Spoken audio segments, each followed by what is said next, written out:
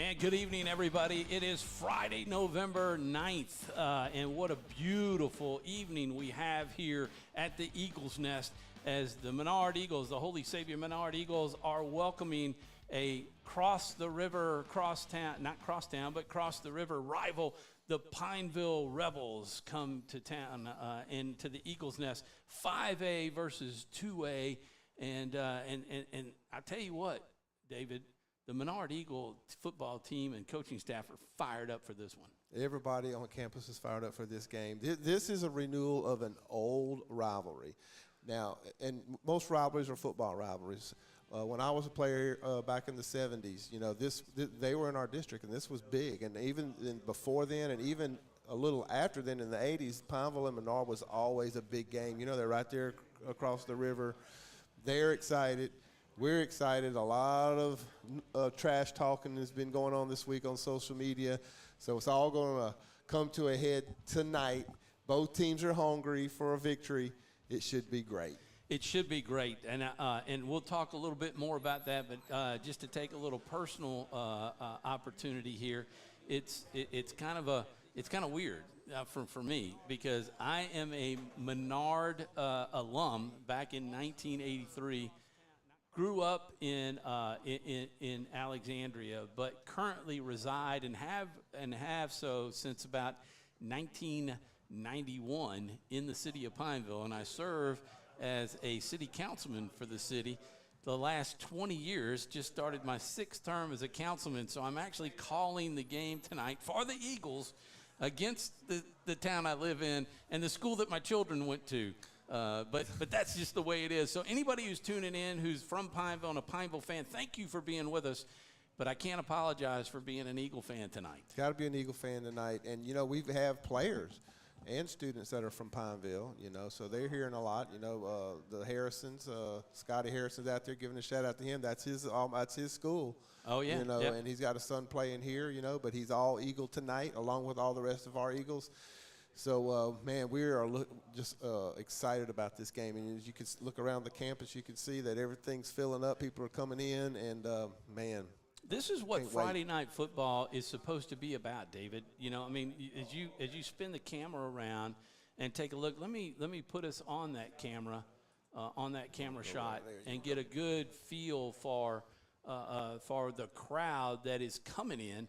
A lot of the Menard faithful showed up with the tailgates going on. You can see the cookers out there and the steam coming from it, and the Pineville Rebels are, you know, sweating like crazy in the sun right now in the stands, but they're filling that up. And David, y'all set up even a little small subsection of stands, and the cheerleaders and boosters are in that. And the chairs that y'all set up, as you go around and take a look at it, those were for the band, but the band decided to be on the 40-yard line, and the fans are going down there to sit in the chairs down there. So exactly what you guys wanted from this is a great gate to help this school raise money, but to see some good, you know, rivalry football. Rivalry football, you know, and you know, we are going to have a great gate, but fans want to see good football. They're coming here to the Eagles Nest tonight to see some good football, and they're going to see it. This is two teams. You said 5A and 2A, well, you can just throw that out the window. That's gone right now. These two teams are pretty if you look at them, they kind of mirror each other a little bit. Both of them want to run the ball. Last week, you know, both teams coming off a loss, but you know, the Eagles were, you know, they were this close to winning that game. Pineville went over to Winfield and Before played you them. get into that, let's take a commercial break, All and right. we'll get deeper into that when we come back and give us something to talk about there as to why the Eagles feel pretty confident that they have a really good shot to win this game. So let's go. We have a new sponsor tonight that will run in this commercial break, and we're just welcoming Giles. You've seen the logo up in the top right-hand corner spinning, but we got a commercial tonight. Giles Hyundai, new business in the Alexandria-Pineville area for Central Louisiana, and we are really excited about them being in town. But here we go. It all started with a sketch on a napkin, an idea created by 2 walk-on bench warmers. And after 10 years of hard work and perseverance to turn their dream into a reality, It's the #1 sports bar in America. Welcome to Walk On.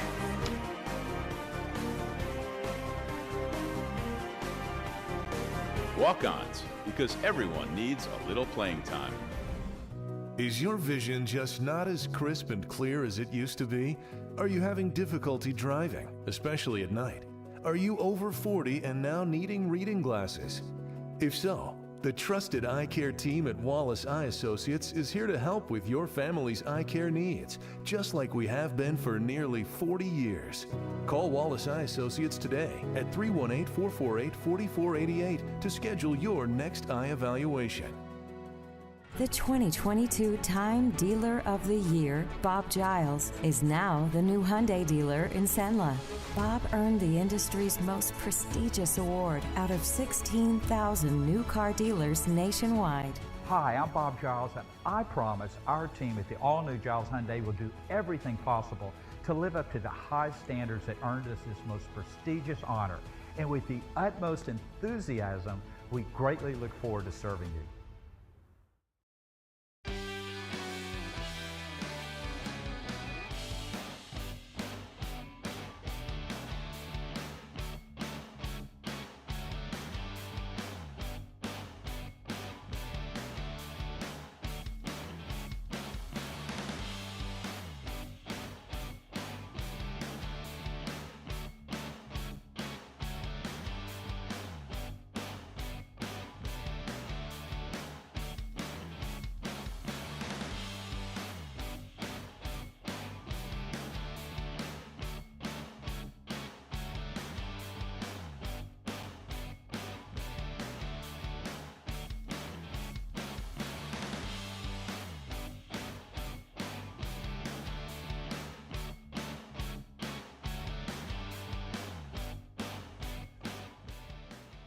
And welcome back, everybody, on this Friday, September 9th. Beautiful sky tonight. We've had rain pretty much all week this week, but it looks like we caught a huge break today, and hopefully we'll start to be able to dry out a little bit. But we have perfect conditions tonight. Temperature, David, I don't know, we'll have to take a look at the temps and give everybody a weather. 85 degrees here. And it's starting to feel like a little football weather. I opened up the door this morning and thought I felt some really cool air, and I was like, man, this is nice. That's correct. It was like 67, 68 degrees this morning, and I see that coming up morning it's going to be that time too. But it is kind of hot right now, but it's going to cool off pretty quick. It should be around 80 degrees, which is still kind of hot, though, at 8 o'clock. But, it's that time of the year. These kids are used to this heat. And, we've got our 6-minute water breaks we'll take, and we'll just get out here and get after it. You want to talk about great timing, David. As you said that, you didn't even know that was a wonderful transition that I had working in my head. But you brought up the official water breaks that happen at the 6-minute mark of every quarter. And that is brought, that official water break at the 6-minute mark is brought to you by John Wolf and Edward Jones. And we're grateful for their sponsorship. They're an investing company, and John does a great job. He's located over in Pineville. And I bring that up because, as you can see, we got the little girls down there. It's tonight that the cheerleaders bring in the little mini cheerleaders from, I guess, maybe the Prompt Sucker schools and maybe all over some classes that they run, huh? Yeah, this past Saturday we had a clinic. The cheerleaders had a clinic for these young ladies, and a whole lot of them showed up, and part of that clinic was to learn the cheerleading aspects of doing things, whatever that may be. Yeah. And then part of that would be to come and cheer at this game. So, they're excited, and our cheerleaders are excited to have them. And John Wolf and Courtney's little girl is down there, and they'll be doing some cheering and dancing tonight. So I told John I'd try to get her on TV so you could go back and watch and show her. You better get her on. So anyway, hey, speaking of some sponsors, we've got Duncan's Pest Control sponsoring our starting lineup. Pest Control guaranteed to help endanger a species.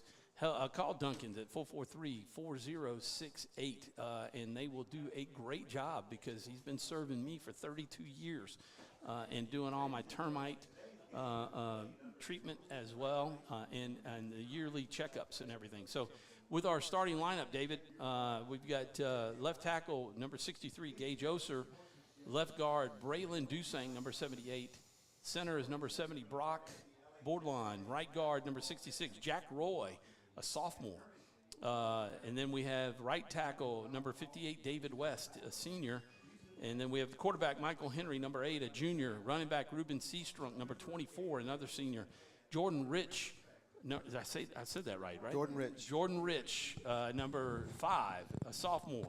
Jaden Lewis, number 16, is the Z receiver. No, he's a sophomore. Jordan Rich was the X receiver. The Y receiver, number 12, Gavin Hilton, a junior. Tight end, Tariz Kite, sophomore, number 41. And the junior, number 33, Cooper Scott at fullback. Speaking of Cooper, he's coming out on the field right now. He is going to be one of the team captains along with Drake Aldridge, number 56. And number 9 is Jontavius Hargrove. And we'll get to them maybe in the next segment as far as the defensive starters and let you call them out. Coach Matchett, hey, Coach, y'all, good luck tonight. Menard coach is coming up. They're going to go up on the top of the press box. The Rebels are coming out onto the field, and the Eagles are getting ready to do that as well. So David's learning tonight. He's going to man the camera a little bit tonight. And y'all bear with me. He's going to do a great job. But let's talk a little bit about that, David. You started to mention it before I cut you off to go into commercial break. But talking about the chance that the Eagles have tonight, you know, the game that we had, they played solid football after giving up a long 9-minute drive for a touchdown, and it stayed 7-0 for a long time. And we had some shots. But Pineville went to Winfield, who was in our district last year, 2A, and it was a 33-6 final. Right, exactly. And like you said, they were in our district last year. Us and them played a great game over there. They did beat us, but Pineville ran into a buzzsaw this past Friday over there. And Winfield just lined up in a 2-tight formation, 2 slot backs, and they just ran the ball right down their throats. And they ran the ball all night, scored, 38 to 33 to 6. 33 to 6. Yeah. And from what I understand, they could have scored even more. So, you know, that's the Eagles have watched that film, and this is like what we like to do. You know, we want to run the ball. And we're going to, you know, with Henry, we're going to mix in the pass. So, you know, we're just looking for a great game. So we're going to go ahead and take another break as we do the prayer and the national anthem. We'll do a quick break. Wherever you are, you're there for a reason. You shouldn't have to make a trip to the branch to deposit a check. Skip the trip and use our mobile app to easily and securely deposit checks right from your phone. Day or night, wherever you are, or whatever you're doing. Download our mobile app today. For a lifetime of the best possible vision, look to Wallace Eye Associates, where our tradition of eye care excellence in Cenla spans nearly 40 years. From your next family eye exam to cataract and glaucoma evaluations, trust your vision to the experienced eye professionals at Wallace Eye Associates. Call Wallace Eye Associates today at 318-448-4488 to schedule your next eye evaluation.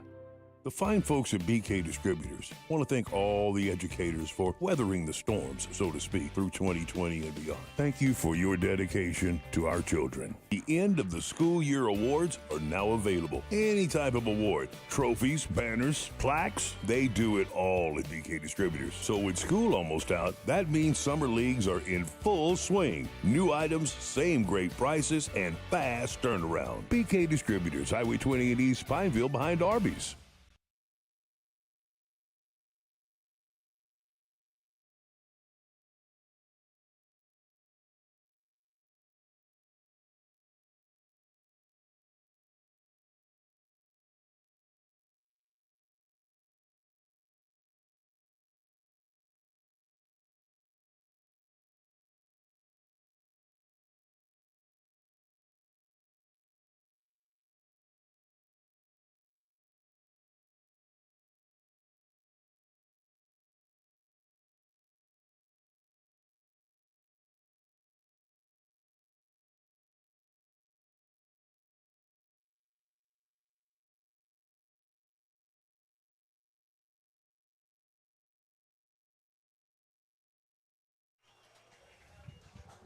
And we're back. Let's see, where's our audio, David?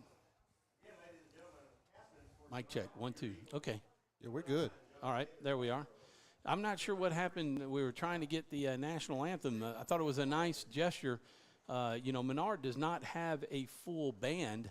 They have the drum corps, but Pineville brought their band, and Menard asked Pineville to play the national anthem.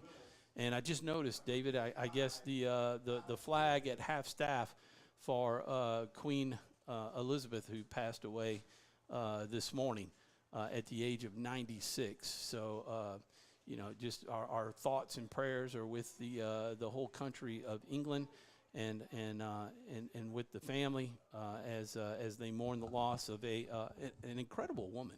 Absolutely, and kind of a double thing, we also celebrated today at school the 9/11 memorial, which is coming up on Sunday. So we did that today. So kind of a double task for the half mast, and we'll continue to do that for a while for the Queen. Yeah, that's it's just hard to believe how long ago that was. 9/11, and hopefully we never forget. 21 years. And I remember where I was, sitting in my old house. The Eagles won the toss, and they will receive and take the ball. And I know Coach wants to go down and drive it down for the touchdown. So let's talk a little bit about the starting defense tonight, David. As we know, as you talk about that, I can put our Duncan's Pest Control starting lineup. Okay, so we'll have Drake Aldridge. He'll be starting at the defensive tackle. Number 78, Braylon Dusang, will be in the nose, and our John Tavius Hargrove, he'll be at the end. We'll have Deuce Kirk, and he'll be at the jack, and he'll be up on the line. You'll see him probably on some tackles tonight. And then we got our inside linebackers, David Roberts and Cooper Scott. Tonight, Gage Capel is out with injury, and so is Cole Smith. So Ruben Seastrunk, who was the tailback, is going to be kind of filling in right there. And we've got several people that will be playing corners. You have Carson Harrison, Jaden Lewis, Cody Lyons will be at the safety, along with Carter Marcantel, who will be at the strong safety. So the Eagles will receive right here, and Pineville will kick from right to left, so they'll be kicking toward our school. So we'll see real quick the intensity right here of this game. So let's get ready. That's going to be important for the Eagles tonight. I mean, Coach talked about that a lot, tenacity, and kind of the lack of it a little bit that the Eagles did not have, that he wanted to see more. Number 23, Braylon Birch, a sophomore, is the kicker for the Pineville Rebels, and the kick is from the 40, and it's a little pooch kick. You got to come up and haul it in, and it's fumbled at the 30, picked up and taken down very quickly at about the 33-yard line. Who was that? Was that 34 on the? No, I see that right now. It's at number 10 coming off? Cutter Knowles with the freshman kind of bobble there. Scary on the bobble. Scary on the bobble, but the Eagles still going to come out with some pretty good field position at the 33. So let's see if we can sustain a drive right here. Let me get the clock going here. See if I can get that to run properly. Here is Michael Henry in the shotgun. He's got that's Gavin Hilton. He's got the screen pass over on the right side out into the flats. A nice pickup. Going to be about a 5-yard gain, maybe 6. Let's bring it out. Let's see, 1, 2, 3, 4. A 6-yard gain will be second down and 4. And you saw Coach, rolling his hands saying, let's go. Let's play tempo. Cooper Scott's in there now. Seastrunk, 2 wide receivers coming back closer, kind of bunched up now. And Seastrunk has the ball, trying to go up the middle. He picked up a couple of yards. Had to take a little stutter step there as the Rebels got a little penetration. A little penetration right there. Eagles are going quick. Ruben's probably going to get a lot of carries tonight. The last play, we were in a trip set toward the right, and he just motioned out Hilton, threw him a little screen pass out there. He picked up about 6 yards, so the Eagles in a good position right here, 3rd and 2. 3rd and 2. You want 3rd and short. You got Cooper Scott it's in a power I formation now with Henry under center. Cooper Scott right behind him and Seastrunk. He's going to follow him. And he looks like he might have pulled. There it is. The second effort is the first down. And that was just a power run up the middle. And the Eagles pick up 3 They only needed 2, and it's first down from the Eagle 44-yard line. Good hard run, downhill run by Seastrunk right there.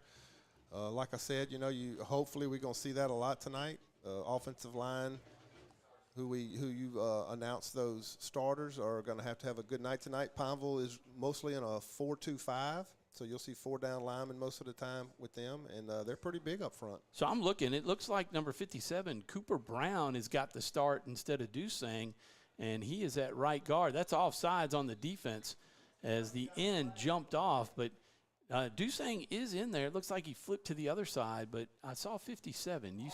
There he is with his jersey pulled up on the right-hand side. So he's right tackle along with right guard next to David West at right tackle, and then Dusang's over on the left side. Yeah, they got several guys they can switch in and out right there. We're very fortunate. Eagles are going to pick up 5 yards right there and make it 1st and 5. So far, so good. Yep, another power I formation. Gavin Hilton going out to the far side of the field. Jaden Lewis to the near 2-receiver set, and they're going to hand it off to Seastrunk up the middle. And look, you love to see that. Seastrunk carrying number 76, Cameron Perry, a sophomore. And that's a defensive lineman that was just running behind him with his arms around Seastrunk. And that's a good sign right there. The offensive linemen are coming off the ball, and you can see that the defensive line for Pineville is not getting any penetration, so the Eagles are on the march. So I'm not sure, did Pineville call time? Oh, no, they're going to measure. While we're measuring, yeah. Real quick, our guidance counselor, Lynn Brewer's daughter, birthday is today, and she's 12 years old, and I needed to give her a shout-out before 7:15. So there you go, Jolie Brewer. Happy birthday. You made it, man, with a lot of room to spare, as I've got only about 7:04. So you got it. Plenty of room. I'm trying to score it in points. You might have time for another happy birthday wish before 7:15. 9:56 mark, and they're just now getting the chains to come out and measure. Talk about that, David. I mean, we want to see our offensive line. They're not big guys, but you want to see them pushing that defensive front back. And that was just good to see. I mean, 76 had no leverage at all on Seastrunk. And he was able to carry him for, looks like a first down. No, we're going to be second in inches, but that's okay. You get in these situations, you still have another down. Let's see if the Eagles may try to throw one right here. People say, why are you doing that? You're trying to, but, these situations may call for that. Just can't turn it over. If you just have inches to go and you're going to run that power eye set, and actually not power eye, just an eye formation with the Henry in the shotgun. Cooper Scott behind left tackle, and you got Jaden Lewis and Gavin Hilton out far on the far side of the field. Jaden near side. They are looking to go over the middle, down the field. The ball is throwing up, and it's out of bounds. Whoa, I was a little nervous about that one as Henry threw it up, and it went out of bounds, but it looked like it was going to be short and underthrown, and that would not have been good. So the coaches were kind of thinking like I was thinking right Yep. there. Second in inches. You've got inches to go, and you got 2 downs to play with. And now you go power eye formation with Cooper Scott. And, heck, you could actually just quarterback sneak it and pick this up as long as Henry doesn't get jittery and fumble the football. But here's the handoff. He's stacked up, and he breaks it out to the far side of the field. Let's see if they got the speed to catch Seastrunk. He's down to inside the 20. And he's into the Red River red zone down at the 14-yard line. He was stuffed at the line of scrimmage, and I thought he was going to be stopped, but he breaks free and cuts it out to the outside, David. Yeah, he's busting it up in there to try to make the first down, and he just kind of bounced off the pile, bounced it out to the outside, and it was a foot race to the sideline, and he's going to pick up good yardage, make a first down. We're going to be inside the Eagle red zone right here at about the 16-yard line. And this is the Red River red zone as the Eagles are at the 16. Thank you, Red River, for being a sponsor. Here's Seastrunk going to the outside, but this time the ball was down on the ground. That's no fumble.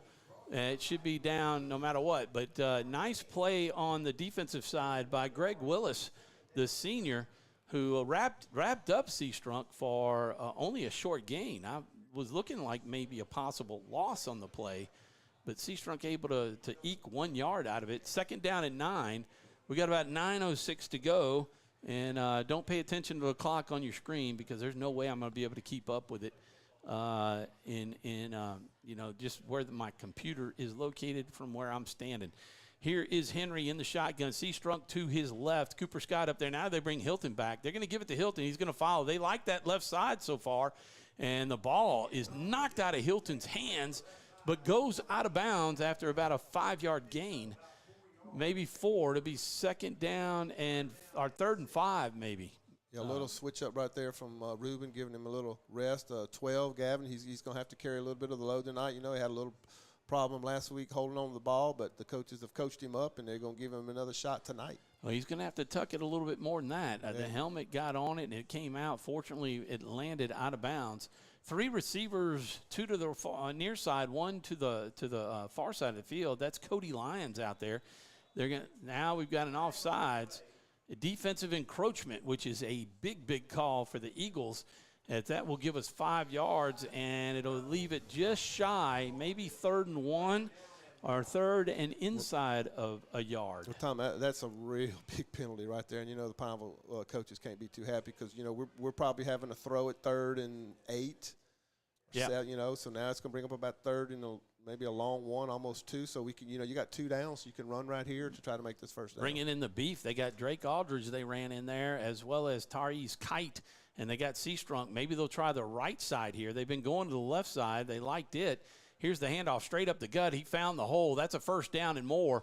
That's down inside maybe the 5 if they end up there, but it looks like they're going to stay at the 5-yard line. Eagles are going to go quick, going to hurry up. 1st and goal for the Eagles from the 5. They're trying to get set up, and they want that ball. Henry's under center. They're going to call it quick. Henry's calling for it. He's going to hand it off to Seastrunk. Stutter step up the middle. Touchdown! Eagles, I know he was in. There it is. There's the call. He was all in there. As the Eagles went quick and caught Pineville not getting set. And Seastrunk did a little stop and shake to the left, and he was in. He got in. Just another power run. The Eagles went to a 2-tight formation right there. You know, they watched that Winfield film against Pineville, so they're going to see a lot of that tonight with 41 Kite coming in there and with Deuce Kurt, and he's able to power in for the touchdown. 7:51, the Eagles take the 6-0 lead. They take the starting drive from their own 34-yard line and take it 66 yards for the TD, and that is one of the best opening drives that I've seen from the Eagles in a couple of years, David. Absolutely, and it's just big to get up on a team that's coming to your place. So let's see if the Eagles defense can maybe get the ball back and do it again. Ryan Hicks' kick is up. It looks pretty, and it is good. And the Eagles take a 7-0 lead at the 7:51 mark. We'll get that board updated right there, and we'll take a break. We'll be back right after these messages. It all started with a sketch on a napkin. An idea created by 2 walk-on bench warmers. And after 10 years of hard work and perseverance to turn their dream into a reality, it's the #1 sports bar in America. Welcome to Walk On.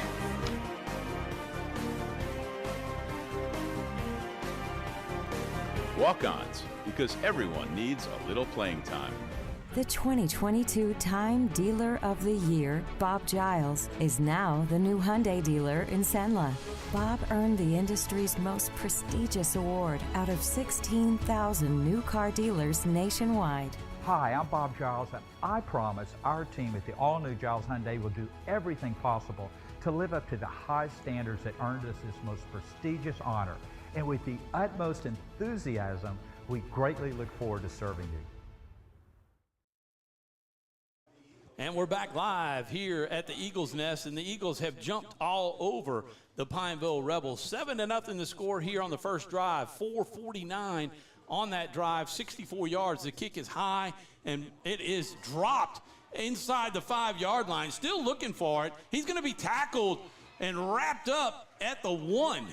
Wow. And that is a huge mistake as the kickoff returner let the ball go right over his head and then kind of bobbled it a little bit, and it was wrapped up as the the kickoff defense team got down there in a hurry, David. What a kick, though. Ryan Hicks kicks the ball into the corner right there, just drops it in a box, and the returner cannot field it, and the Eagles are just all over that. So this is big. They're going to start from the 1-yard line. So let's see if the Eagles can get a big stop right here and get good field position. So, David, you've been a coach for a long time, and here, with the Eagles, when you coming off a 33-6 game, and it could have been worse, for the Rebels, and then they give up that drive for the touchdown, and now they're at the 1. All that still kind of plays mind games with the team, doesn't it? There's no doubt about it. We're all human beings, and you try to coach against things like that, but it's still going to creep in there. So let's see what they got. The snap is short. That's a safety. He did not get out of the end zone as they tried to snap it short. And the Eagle defense comes through. That's going to be 2 points for the Eagles to make it 9-0, and they'll get the ball back as the Rebels have to kick. Whether they do it off of a tee or punt, it doesn't matter. But that is a horrible way to start a football game for the Rebels, but a fantastic start for the Eagles. And you can see how pumped this team is down there on the field. Yeah, this team is ready to play this game tonight, but we got to keep our cool. It's great to be fired up. There's a long way to go. There's a lot of football left. It's 7:42 left in the first quarter. And those coaches, they'll keep them in the game and keep their heads in the game, and just try to keep the gas on them. Keep the pedal to the metal, baby. That's right. I was just kind of looking in here to see if any scores have been updated. And I've updated our score, but it's not updating in here. So I may have to send Doug Gann a text to, hey, Jeff Latham, my buddy from Lake Charles, says looking and sounded good. So that's talking about you there, David. Well, we're glad we have our listeners listening. Proud to be doing these games for our Eagle fans out there, and hopefully we can be a little bit entertaining for them and bring them some great football. Chuck Wagner, former sheriff and pharmaceutical rep now, he's watching. Says he's thanks for doing 446. Y'all are awesome. The great program for the community. He can watch the games from his front porch, sipping on some iced tea, I would guess. Yeah, him and his 2 boys played here, and appreciate old Chuck out there listening to us. So they're going to kick off from the 20. Eagles should get some good field position out for of this. The safety. Hilton will be back deep. 9-0 Eagles, 7:42 to go in the first quarter, and here's the kick. Let's see, this one's more of a line drive. It's going to be hauled in at the 35-yard line by Gavin Hilton. Straight up the middle, fumble. No, he's got it. I thought I saw that ball on the ground a little bit, but maybe it was just stayed in his arms. We're just kind of holding our breath, but he Gavin runs it hard, and he knows he's got to keep that ball against his chest right there and not get it out there and swing it. But he busted it up in there, nice downhill kickoff run right there. Eagles are going to come up with some great field position, and let's just see if we can just keep doing what we did on the first drive. So they start at the Pineville 46-yard line, and I do have to give Gavin kudos on that run because, what's the shortest distance between 2 points? Straight line. You see all these guys try to zigzag around and run left and right, and he just went straight up the middle.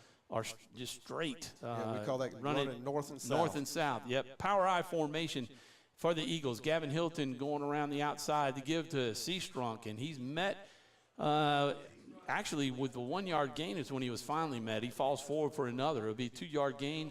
2nd down and 8 with 7:25 to go in the first quarter. Still good play. It's positive yardage. He was able to fall forward. You're not losing yardage, so you can still run the ball here on 2nd down. Run or pass. Let's see what Mr. Corey Holmes can dial up here for 2nd and 8. So go ahead and make the call there, David. All right. We got it. So Henry will be under center right here in the I formation. Hilton will go in motion, just straight up the middle to Seastrunk again. 24 Seastrunk. He's gonna get about 2 more yards. Going to bring up 3rd, let's say 6. Yeah, the ball is at the 43, and they got to get to the 36. So about 7 yards, 3rd down. So we maybe see our second pass of the first quarter here. 6:35 and counting. Eagles lead at 9-0. They took the opening kickoff 64 yards for, 64 yards for the touchdown, made it 7-0, and then the kickoff ended up at the 1-yard line. Pineville snapped it to the fullback, and he couldn't get the first down. Couldn't get out of the end zone. Here's Michael Henry. Whoa, nice job by Henry. First down and more, down inside the 30. He was looking and trying to set the pass up and then just saw a lot of green in front of him and decided to take it. Showed a little nice move there, David, all the way down to the 28-yard line. Well, he was able to go through all his progressions. You know, first he looked to the left and he came back to the right. Nobody was open, so he kind of, let's see what we got here. We're going to do a 6-minute water break. But he kind of just made himself available in the pocket and just was able to run for the first down. So our water break, official water break, brought to you by Edward Jones, making sense of investing. John Wolf, financial advisor, 185 Pine Grove Drive, Pineville, Louisiana, 318-442-8655. John is a member SIPC. You can trust him with your investments, and he'll set you up to be able to have a nice retirement as long as you put enough money away.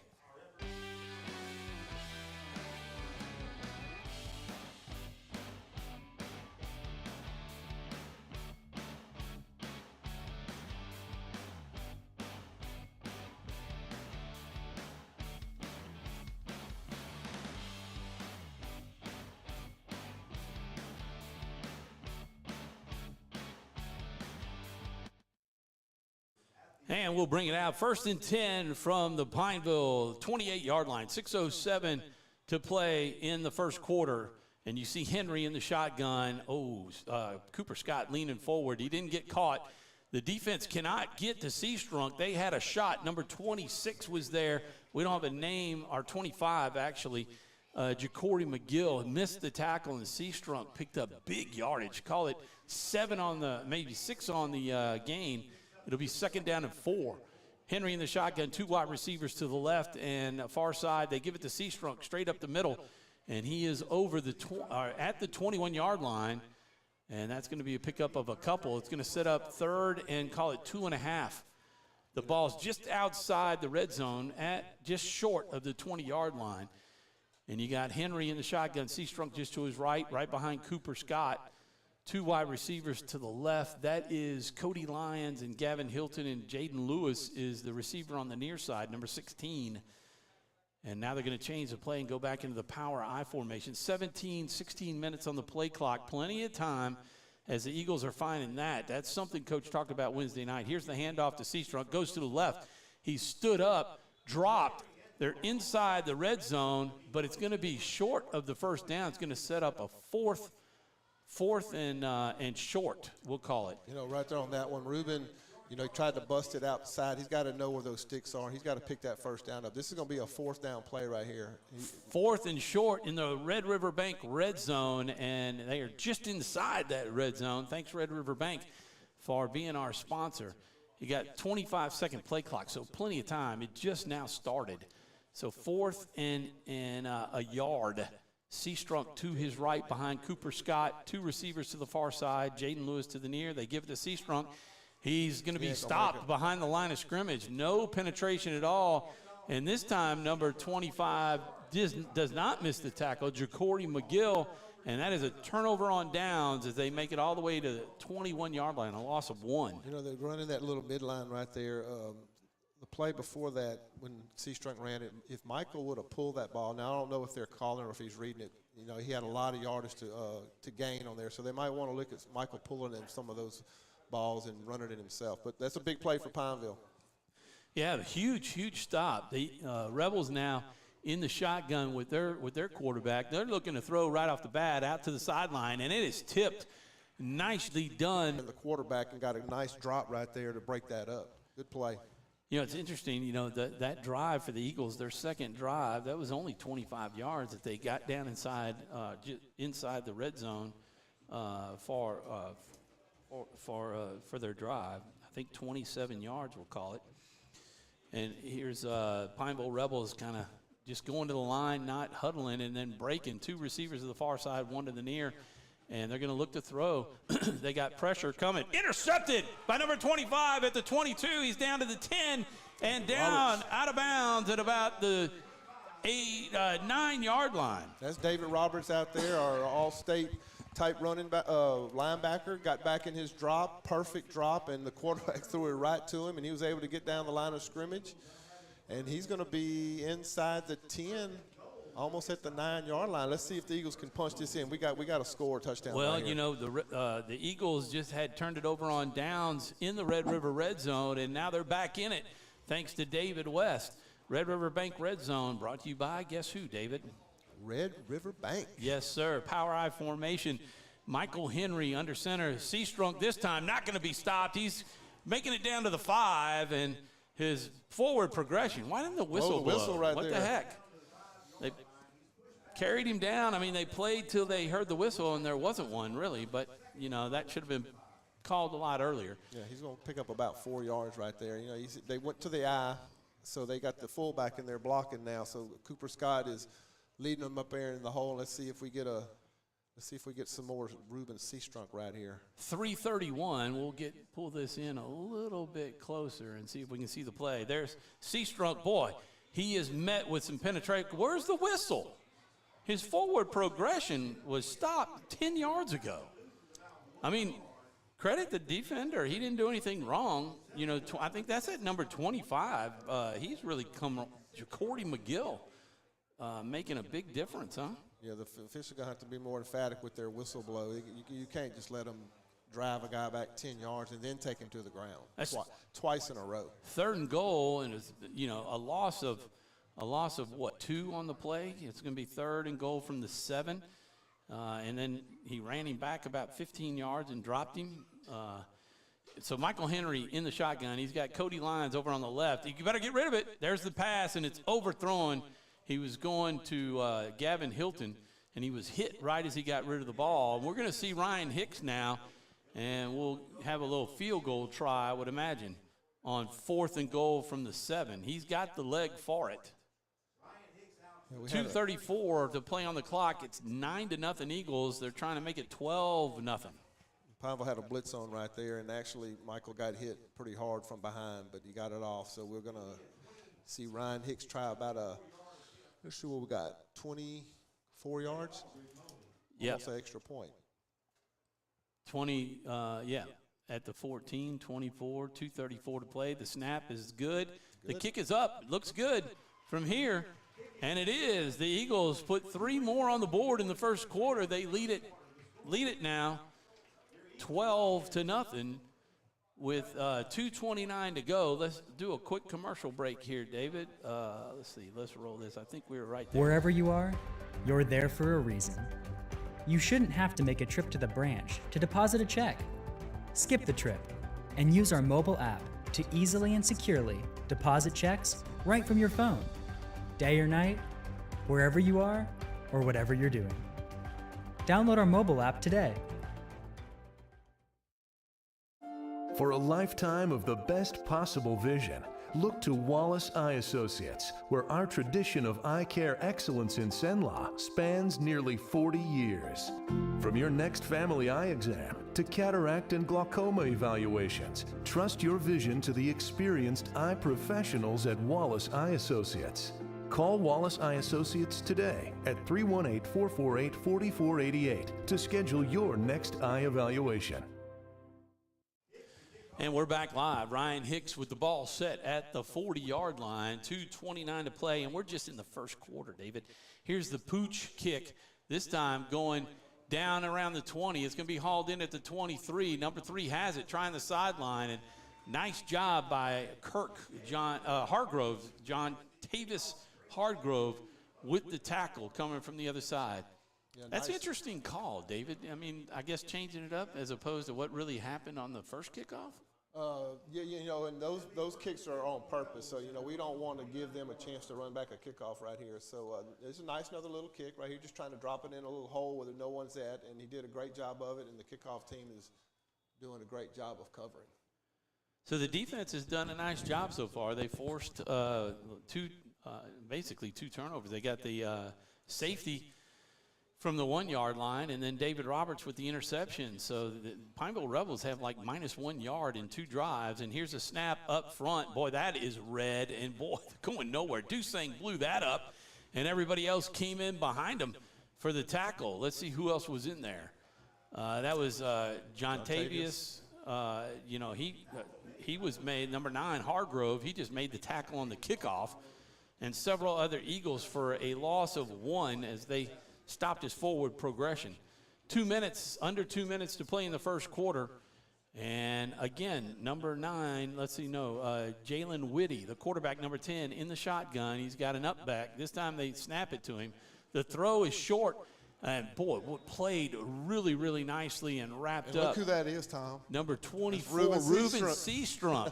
Yeah, he said he was going to play defense this week, and he made a nice Good play for him. right there. Boy, he was right on the money when the ball hit him. He wrapped him up and threw him down and kept him from catching it. Now you got a 3rd and long situation, perfect for the Eagles. You know, this is the spot where Deuce Kirk and Hargrove can pin their ears back. Yeah, let's see what Coach Scully kind of dials up right here, 3rd and 11. Carson Harrison coming out to the near side to cover the receiver, giving a lot of yardage, 10 yards. They better wrap them up. Snap is high and wide. The screen pass is caught. There's no way it's going to go for a first down. Cooper Scott was right there, and so was all the other Eagles. That's number 56. That's going to be Drake Aldridge, number 56. Yeah, we're going to call his name a lot tonight, Cooper Scott. But Eagles were all over that play. They were trying a little screen pass, and, you could tell you teach those linemen if the quarterback keeps getting depth right there, stop your rush and get back, and they did a good job of that. So the Eagles going to get it back with some good field position. Boy, and he was backing up with significant yardage, and by the time he threw it, there was no gain on the play. They lost a yard in those 3 downs. And a timeout. Eagles want to score one more time in the 3rd quarter. We're going to go to the music, David, for this commercial break as we do the sponsors for Menard.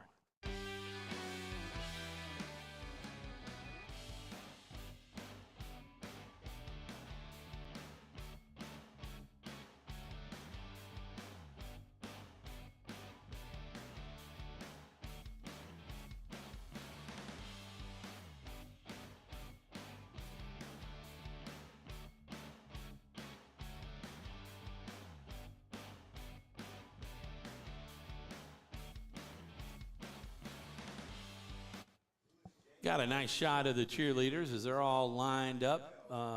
Got the whole crew out there, the boosters and cheerleaders down on the track. You got the drum corps down there, and, man, the fans have really filled in. This is the most full stadium I've seen. Here's the snap. It's good. The punt, kind of a line drive. Oh, did that hit us?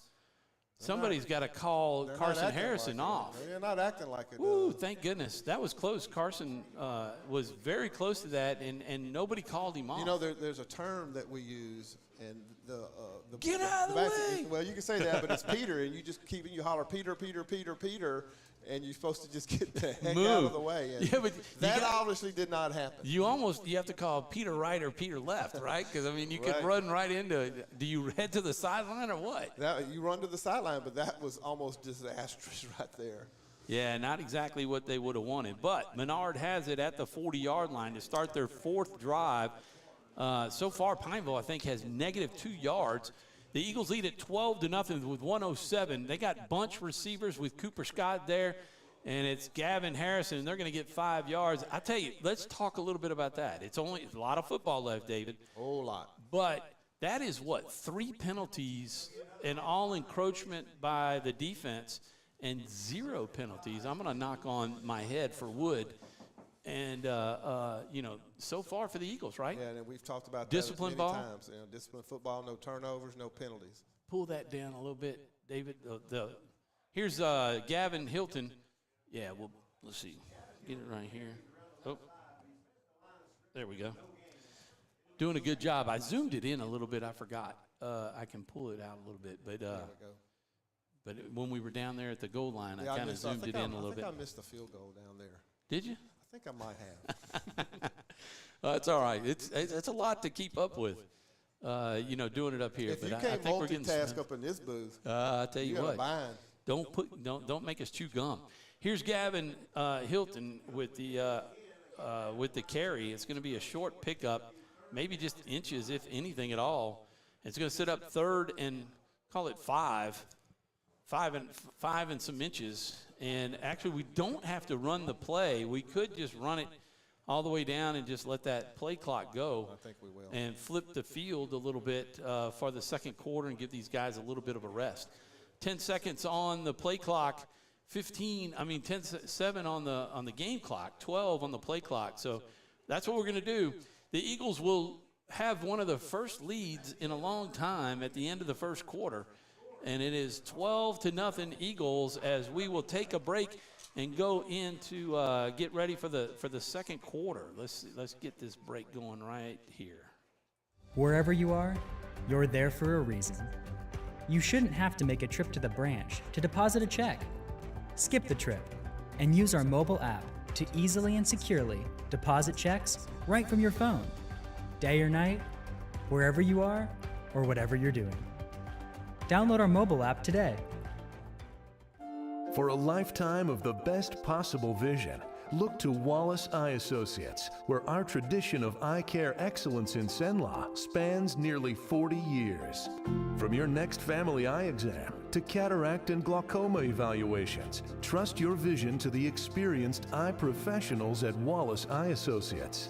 Call Wallace Eye Associates today at 318-448-4488 to schedule your next eye evaluation. We are. And we're back live, getting ready to start the second quarter. The Eagles have a 12-0 lead over the Pineville Rebels as we get ready to start quarter number 2. And let me see where that is so we can get that set up. Here's the pass just over Jaden Lewis's head as he was open and almost that was a tough throw. Yeah, that was a tough throw, but he was open right there. So it's going to bring up 4th down for the Eagles. So we can see if we can pin them back right here and get another defensive stop. Ryan Hicks, number 30, will be out there punting. Yeah, Ryan's got a leg on him for that too. So the punt, he's standing at about the 33-yard line. We've got the Pineville Rebel at his 25, and here's the getting ready for the snap. The snap is good. Ryan's got it. He rolls to his left. The kick is high and a little wobbly. It is bobbled. Boy, we had a shot at him. Oh, nice hit at the 20 or 30-yard line by number 15, Nate Matthews, as he hit him head on right in the chest. Freshman. That's almost a perfect tackle. Absolutely. Nice punt right there. Almost got a little turnover right there, Tom. But, boy, he was bobbling. If we'd have been able to be there a little bit, Mr. Anderson Martin, his dad, fellow councilman Nathan Martin, doing the call for the Pineville Rebels over on the other side. Mayor Rich Dupree is the voice, and Nathan is the color commentator. Rich is at the Busy Awards tonight and couldn't be here, so Anderson's helping out with his dad. So good job, Anderson. Doing a great job over there. All right, 11:44 to go, 12-0. This direct snap. Oh, man. David Roberts. That is David Roberts, who has an interception already, and he met the running back head on. That 52. Was that Drake? Well, it was 25 and 56. Oh, that helped out. Both those guys. But David took him head on. After Drake did have him, but nice little hit right there. David had him at the first contact, didn't he? David Roberts. We got 77. Jack Melton has checked in, so he'll be playing that Who's that up back? Is that number 3, Jalen Fortson? Is that who had that ball and was tackled? So 11:02 and counting in the shotgun. It is 2nd and 10, and he's got some pressure. The throw is caught. Boy, that was a nice throw on a nice route. Hit him at the 10-yard mark at the 40 and over across the 45. That is the first big play that has been successful for the Pineville Rebels this game. That's going to be their best play. It's a first down. Nice route there by the wideout. And the quarterback put it right on the money. So the Eagles are going to have to, the Eagles are really young in the secondary. So, they're going to probably come after them a little bit right here. So let's see if the young Eagles are up for the task. We got our man Chuck Perkins over at the Ash game. He's trying to keep up with that ticker. We'll see if it's updated. Here's the snap to the up back. They like that play, and the Eagles have been all over it. They've done a great job since the very first play they had, sacking them in the end zone. And they really have got nothing with that play. Well, the strength of our defense is run defense, okay? So, we've done really well. Even last week with the good running back from St. Fred's, we were able to control him and actually got him out of the game. So the Eagles' run defense is pretty impressive. So let's see if we can keep it up. 10:09 to go in the half, and it is second down, and we'll call it 8. Maybe a long 8. Here's the snap in the shotgun. There's Deuce putting on the pressure. That ball is caught but stepped out of bounds in Eagle territory at the Eagle 48-yard line. That ball fluttered over there, but he was open. Again, they saw on the film what we talked about last week and just how much room our corners are giving those receivers, and they're trying to exploit it. And they did on that one. They did, and, they're doing combination routes. But like I said, we got young guys back here, almost all sophomores. We do have Cody Lyons, and these guys are getting a ton of reps right now. So, they're going to have to grow up quick. That's Carson Harrison on the near side. And is that Cody out there? No, that's Jaden Lewis on the far side. They got trip receivers to the left. He was in motion. Now they're rolling, and they got the man open at the Eagle 35. Where's the flag? He was moving forward. Well, he didn't get set is the thing. He's able to do that, but he was not set. It was on that we had. That's right. Arena football. Arena football that was played here at the Coliseum. So the Rebels are on the move, Tom. Yeah, they're inside the Eagle 35 down to about the 34-yard line. 1st and 10, 9:31 to go. It's a 12-0 Eagle lead. And there's the snap up front. This time, for the first time, he's able to break some tackles and still not going down. He's inside the 30 to the 20. Boy, they're letting these guys just play, aren't they? I tell you, that's number 3, Jalen Fortson there for the Rebels. He's going to pick up 5 yards. 9:08 and counting. And that is a pickup that's going to be 2nd down and 5, it looks like. As the play clock's at 20. They got plenty of time as they're bringing it in. The Eagles defense got to stiffen up here. You don't want to give up some points right here. Let's see if we can get a turnover. Trip receivers as they come to the near side. They have the up back and the quarterback in the shotgun. See if they go to that snap. They do. He steps in front. This time they read it and take it like they have been, stopping it and stuffing it at the line of scrimmage. Yeah, it looked like Deuce Kirk right there kind of made that play go kind of back inside, and then Cooper Scott cleaned it up right there for the tackle. So good play by the Eagles. Dusang's wanting out right there. Yeah, he needs a little break. The coaches are telling him to stay in, but we got Jack Melton. Jack Melton, number 77, going out there. Good to see him getting action. I think the team really encouraging him over the last couple of weeks. Yeah, he's the senior. He plays part-time. But he's a state champion power lifter. He's a strong kid, and so he's a senior, so he can help us. I tell you what, leverage is who gets the lowest, right? Absolutely. And with that strength, here's the pass over the middle, caught. Oh, it is dropped by number 9, Greg Willis. But you saw the flag. That's kind of in the area of defensive holding by the defensive back. We'll see if he grabbed him a little bit before he got free. That's going to be on Carter Marcantel. Don't get too upset, Carolyn and Robbie. Holding in that area? It was, but I didn't see if it was holding or not. But Coach Scully doesn't seem to think so, and I know he's letting this referee know about it.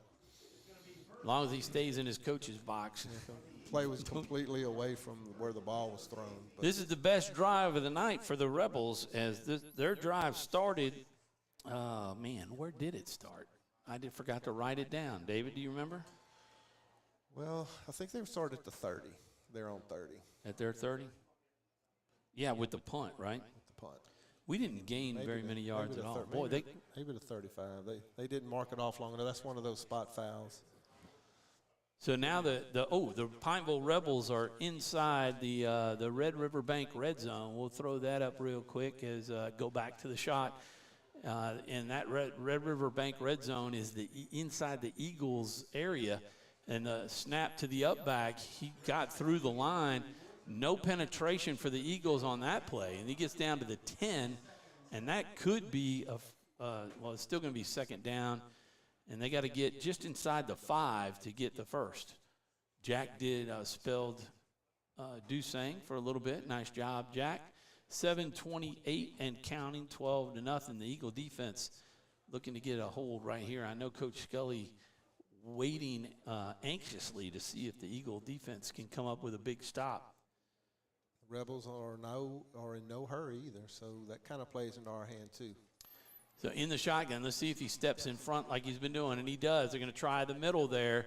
Deuce Kirk was there for the initial hit and to slow him up, and that allowed Aldridge to come in and finish him off, and that'll be probably a loss of a yard maybe. Nice play. Back to the 10. Yes, a couple times Deuce has done that. He's not in on the tackle, but he's forcing the play back to the linebackers or the other defensive lineman, and you can see there Drake Aldridge on the tackle for about a 1-yard loss. 6:37 and counting, 12-0 Eagles, and it's 3rd and call it about 7. And in the shotgun, the same play, that up back's going to step up and try the middle, and this time they get penetration, and they're going to stop him for no gain at the 10. It's going to set up 4th and 7, and I don't know if they have a kicker to try a field goal or not. Did you hear anything? Yeah, they have a pretty good kicker. But Dusang and Aldridge, again, in on the tackle right there. So that's going to bring up a big 4th down. Let's see if Pineville might go to a timeout, but I don't think. Well, they're going to go the 6-minute mark and let the officials take the official timeout right here. And we will, too. We're going to show our officials water break brought to you by Edward Jones, John Wolf. Investing, making sense of investing. John Wolf can help you out. 185 Pine Grove Drive, Pineville, Louisiana. 318-442-8655 is the number to get in touch with John. He's a member, SIPC. Thank you, John Wolf and Edward Jones, for helping us get this show on the air here, not only at the Eagles Nest, where you've been comfortable watching us, but guess what, David? What happens next week? We get to do this on the road. We finally get to go on the road. This is 4 weeks in a row. You know, scrimmages, jamborees, right. First, second game. We're going to head north down I-49, and we're going to go visit them St. Mary Tigers next week. Oh, you know what? That's good because we play in the Turpin Stadium, so we'll actually have a press box to be in, so it'll be more natural. I'm waiting for that one time that we end up in the back of your pickup truck. You know, now let me say, Tom, the game. that St. Mary's has their own field at their campus, so I'm not sure we're going to be in Turpin. Well, we may be in the back of your pickup, so everybody's got to tune in for that one. See how that game goes. Here's 4th and 7. The pass into the end zone. He's open. Oh, he bobbled it, but he held. No, he did not hang on to it. As it falls to the ground. You have to hang on to the ball all the way through as you hit the ground. And number 9 couldn't. Greg Willis. Yeah, did you get it? Yeah. But we're not showing them. No, I got it. There you go. He was wide open. Man, it was a beautiful pass. Great throw. That quarterback he's right on the money tonight. He just, little out route right there. And, the corner right here just wasn't on him. So a break for the Eagles right there. So the Eagles will get their 6th drive starting at their own 10-yard line. Let's see if we can break one. We've got, we got a different set here, a bunch set on the near side, and Ruben Seastrunk. There's offsides by the defense. Encroachment again. I don't know. Henry must have some kind of hard count that they're doing. And I was thinking about that earlier because, sometimes Ruben and Cooper Scott kind of get going forward a little bit. Yeah. So I think maybe Michael's cadence kind of fools people. So, but, that's big right there. Because now you got 1st and 5, and you can do just about anything you want. So here we are, that same bunch set. We'll see what happens. They give it to Seastrunk. He's trying up the middle.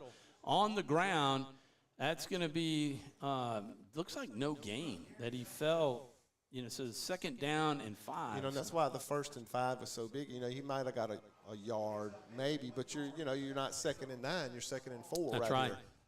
So let's see if we just keep running. Well, I have to say, we didn't see any of the video from the game. I got to remember that just to go online and look to see at our opponents and try to watch a little bit of the game. But you were saying how Winfield was able to run basically right up the gut on Pineville. Right up the gut. And they've done some good job stopping. Here's Henry rolling. He got a man open. Finally throws it. Cooper Scott caught it at the 25, 30, 35. Nice move. Makes another one. And he's stiff-arming and making his – he ripped his helmet off. That's a penalty. That's going to be a penalty. That's going to add 15. Cooper Scott fired up, and he will get to stay in the game because it was ripped off of him. Keep your cool, Ball's guys. at the 47-yard line. I don't know that that was anything, Kid down, and Cooper Scott's a big load to get down. Nice little play right there. Good safe pass out here in the flat. Had the stiff arm. I think that's Cooper's first reception. That's why he's fired up, man. He is fired up. And Cooper is from across the river, so, that's so right. This game He sure means is. a lot to him. Sure is. And all the I know his parents are hopefully listening and watching. 5:02, Pineville's going to take a timeout. David, let's keep it here. I mean, we've taken several commercial breaks already in this first half. 5:02, wait, let me get down here. Oh, man. Oh, you know what? This gives me an opportunity to set the clock at the proper time. Ooh, no, not 502. I got to tab it over, and we'll get that set. We'll try and get us a shot Get some of the fans. Well, I'm going to show our student section. It is a great student section. Oh, yeah. So there you go. Pull up a little tonight. bit. Drop it down. They came out in droves tonight. Look at that. And we have the theme of country and western, so they're all dressed like country. I saw and all the western cowboy people. hats. So great crowd. But I'm going to give a shout out to the Pineville student section too, and I'm going to span over to them because they also have come out. There you go. Right there. Pick it up a little more. Yeah, perfect. So great crowd, great intensity. I mean, it's a Friday night. It is. Football, high school style, nothing like it. And we know that temperatures, are dropping. It was 84 at the start. We're at 80 degrees, so, maybe a little bit of a breeze. And we kept it here, and the Eagles have it at 1st and 10 inside the 35-yard line. The handoff to Gavin Hilton. He's got it. Number 6 is there to grab him. And he maybe got back. He's going to lose about a half a yard. I think he faked it to Gavin. That was. I thought Gavin came in and took it. Seastrunk's not in there. Let's see who that other one was. But yeah, you're right. It was Gavin because Cutter, Knowles. Yeah, Gavin and Cutter look like twins out there. Yeah, and I think Cutter was on the move. He was. And they faked it to him and then gave it to Gavin up the middle. But a loss of about 2 yards on that play. You got Ruben up front now with Gavin in the back. Let's see if they do something, trickeration here. They're going to give it to Gavin. He's up the middle. Hold on to that ball. Yep. He picks up some good yardage, but we had to get 2 back. So 4 yards on the pickup. Going to set up 3rd and 8 with 4. Oh, look at that. I went and set the clock and then didn't start it. So got 4 minutes. Eagles lead at 12-0 here in the first half. 3:53 and counting. Play clock. This is what I really like, David. Play clock is at 19:15 now. They got plenty of time. They're all going back out there. Well, now it's getting a little under 10. They may have to take a timeout. They're probably going to take a timeout. It looks like coach is ready to take a timeout. They're rushing to the line. 3, 2, 1. They got to call timeout. They didn't get it. They're letting them play. Oh, fortunately, Henry hit very hard, but his arm went forward. That was was that 73 that came in to hit him? That would have been Keenan Taylor if it is, but boy. But getting back to the play clock, it resets whenever you're within the drive to 40 seconds. So you're able to take lots and lots of time off the game clock if you're making first downs, because when you just think about it, that's almost a minute that you can take off every play. It's not a minute, but it's a lot. Fourth down and 8 from the Pineville 30-yard line. Gavin Hilton was trying to give coach the kicking sign. Hey, kick it. Let's get a field goal. And now coach is going to call a timeout. I tell you what, we'll take one too, David. Let's go back through the spots here. Here we go. For a lifetime of the best possible vision, look to Wallace Eye Associates, where our tradition of eye care excellence in Cenla spans nearly 40 years. From your next family eye exam to cataract and glaucoma evaluations, trust your vision to the experienced eye professionals at Wallace Eye Associates. Call Wallace Eye Associates today at 318-448-4488 to schedule your next eye evaluation. The 2022 Time Dealer of the Year, Bob Giles, is now the new Hyundai dealer in Senla. Bob earned the industry's most prestigious award out of 16,000 new car dealers nationwide. Hi, I'm Bob Giles, And we're back live. Sorry, Bob Giles and the Giles folks, but we had to get back to this. 4th down, looking to pass. He's got a man on a screen. Let's see if he can break it. No, they read that perfectly. No gain on the play. Got a flag. There is a flag, though. That's in the area possibly of holding on the defense of the receiver, but was our offensive line down too far? It's probably on us. It looks like he's doing a hold call. I mean, it could be a hold on us. Yeah. Yep. They'll decline it. So they will decline it, and then it'll be a turnover on downs. But, 3:19 to play. That drive started at the Menard 10. The Menard, I got the 10. It was important to drive it right there. And we could have went for a long field goal right there, but, they tried to go for the screen pass. So if Pineville doesn't get a big play, it's going to be hard for them to drive the ball down, first down after first down in 3:19. So let's see if the Eagles can get a stop here. Yep, I tell you what, they're going to have to play some defense on the tighter coverage for the defensive backs. Here's the shotgun. He's looking to throw. He's trying to come over to the sideline, and that ball hit the ground, huh? They're going to give it to him. He went down, number 9 with the catch, Greg Willis, and the throw was right at the ground, but that's a small pickup, couple of yards. That's in front of Harrison right there, but that's okay because, the time on the clock and where we're at on the field, we're going to give them that play, come up, make the tackle, give them 3 yards. You just don't want to give them 10, 12 yards, Take that short, keep the clock running, see if they do the up back. He does. They're going to try it up the middle. And he is stuffed for maybe a yard gain. But I tell you what, that's a little guy. He takes some pounding, and he keeps going. He hangs on to the football. He does. There's John Tavius Hargrove and David Roberts one more time. We couldn't call those guys' name a lot tonight. He's playing the mic, so he's going to be in on a bunch of tackles. So it's going to be a big 3rd down and about 6 or 7 right here, Tom. That was Charlie Carr, number 4, who stepped in to take that one. He's back in that same spot, the up back, and – let's see. We got a timeout, Pineville, with 2:13 to play. Let me finish that Giles commercial since I had to cut him off there. Let me go down and pull that up. The 2022 Time Dealer of the Year, Bob Giles, is now the new Hyundai dealer in Senla. Bob earned the industry's most prestigious award out of 16,000 new car dealers nationwide. Hi, I'm Bob Giles, and I promise our team at the all-new Giles Hyundai will do everything possible to live up to the high standards that earned us this most prestigious honor. And with the utmost enthusiasm, we greatly look forward to serving you. And we're back live. The Eagles leading the game. Look at that. Boy, I tell you what. I'm falling behind there, David. Our scoreboard had 9 to nothing. It's 12-0. We've been calling it out like crazy. I'm sure folks are, maybe typing away on Facebook or Boxcast or whatever and going, change the scoreboard. Change it. But I can't see it.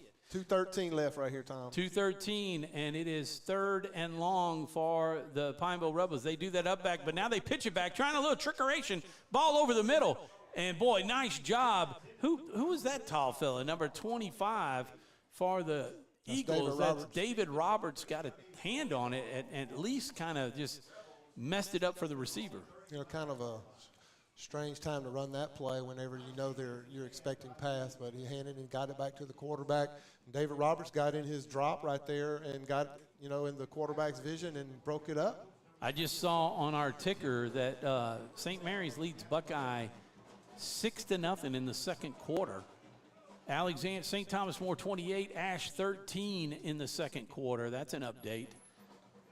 Here's the snap. It's high. The kicker's got it. Another left-handed punter. This time, got to get out of the way, let it go. Nicely done by Gavin Hilton. Don't mess with this one, with that one, with everybody down there. Eagles will take over at their own 25-yard line, and that'll be their 7th drive of the night. And I tell you what, with 2 minutes, we've got room for an opportunity here, David. Yeah, we do have an opportunity, but I'm sure the Eagles are just going to stick to the game plan right here, probably just see if we can get some runs and just go into the half up 12-0. I'd like to give a shout-out to my wife. She just texted me there on the front porch at Falls River listening. So, hey, Sabrina and Bree and Mimi, want to say hello to them.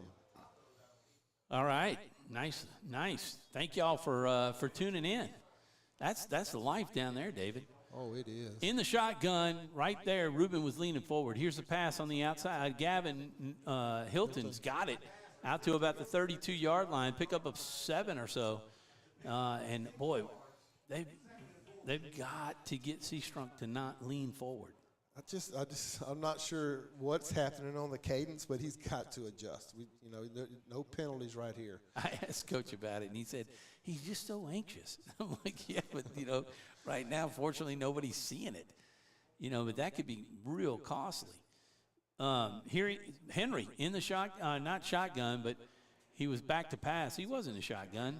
Hilton kind of broke off that route. That was a miscommunication there. A little surprised. It looked like. A little surprised they threw it right there, but Eagles trying to go down the field to get some points here before the halftime. 1:19 on the clock. We're not burning any clock with that incompletion. I'm sure that's not what Coach was looking for. No update on the Grant block score, but it looks like, Grant's got a little football team this year. Hey, they're very good and they're well coached. But if anybody wants to text us scores, Tom, we'll yeah, definitely. We'll say it may be right, might not be, but we would appreciate that. My cell phone's out there on Facebook all over the place now with the new realty job that I have. Here's a pass out in the flats. Let's see if we can get some. Oh, Gavin dropped it. Ball on the ground, picked up by Pineville. They're going to score a touchdown. The Rebels pick it up. Gavin had the ball, and nobody around him, and stumbled and dropped it, and it was scooped up by the Rebels. That is not the way you want to end the half. 1:09 to play. The Rebels cut the lead in half, 12-6, and will send out trying to get the extra point to cut into the lead by one more and cut the lead to 5. Boy, that's just unfortunate right there. And that's why you got to think about if you want to throw the ball in that situation. But that they had the pass, and he's trying to get to the outside because the defender had gotten penetration off of his blocker, and then he just stumbles. But he's got to tuck the ball. I mean, he's got the ball, just out there, and it probably hit his leg and came out. You got to keep that ball in your chest. Here's the kick. The snap is low. The kick is up, and he hooked it. It is no good. That's a big missed extra point because that leaves it a 6-point ball game. So one touchdown would tie it at the 1:09 mark. And the Eagles, they got time. Let's see what they do there. But man, what a turn for momentum to take it away from us and to give them something to be excited about. We'll keep it here. So adversity's going to creep in, and he's got to overcome this. The Eagles got to kind of get this momentum back because the Rebels will get the ball first. Yep. So they got to score, and they're thinking that they're right back in the game. The Eagles going to have to turn the switch back on and see if we can get that mo back. One turnover apiece as David Roberts had the interception in the first quarter for the Eagles, intercepting the Pineville Rebels, and now the fumble on our part. Man, oh man, that just hurts. Missed extra point. And let me get this updated in case any Pineville Rebel fans are watching. I don't want you to think I'm not giving the credit to the team. 12-6. I'll even text out there and send it over to the other guys to make sure they can update it. And let's see if we can get a good run back and maybe say, you know what, we're going to go back and try to score. I don't think we should not be aggressive.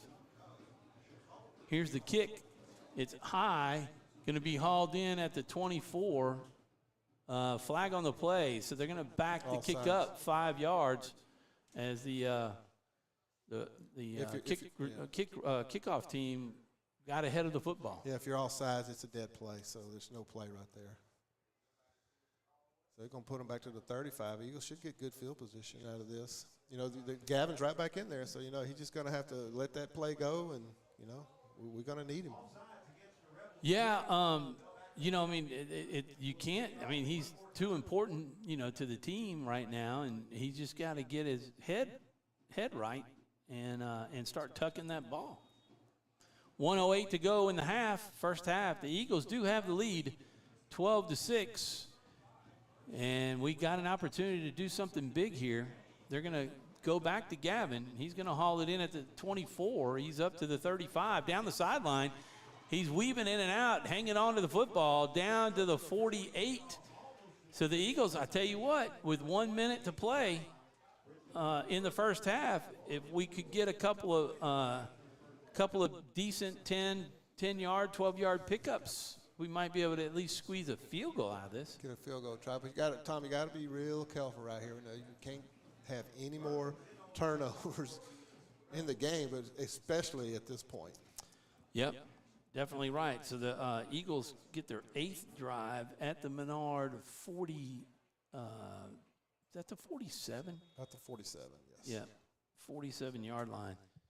Cannot give the ball up. 2 receivers to the right, boy, and they're just kind of stacked up. They're not spreading them out. Seastrunk up the middle. Got a hole. Breaking it out inside the 45. Now you want to go fast. You got a first down where they're going to mark it. That would stop the clock for a little short, Tom. Little short. Here we go. Get up there. Let's go. We still got timeouts. I think we have 3. Here's Seastrunk. Pick up the first down and more inside the 40. That'll stop and it. Carrying the defenders all the way down to the 37. 33 seconds and counting as they go to set the chains. We've got 3 timeouts. We're almost in field goal range now. Yep.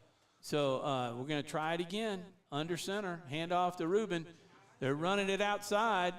He's got some yardage, picking up 5 or 7. And now you got the timeout with 22 seconds. Not yet, Tom. They're not calling it? We must not have a bunch of timeouts. We got 3 on the clock. I don't remember them calling anything. Come on, 10 seconds. You got to throw a pass now. Oh, it was offsides. Ruben going to pick up the first down. Timeout. 3 seconds. They went to 0, but there's a second left. There's 2 seconds, I think, they're going to put on the clock. If I was Pineville, I'd run off the field. Yeah. But I saw the official hold up two fingers.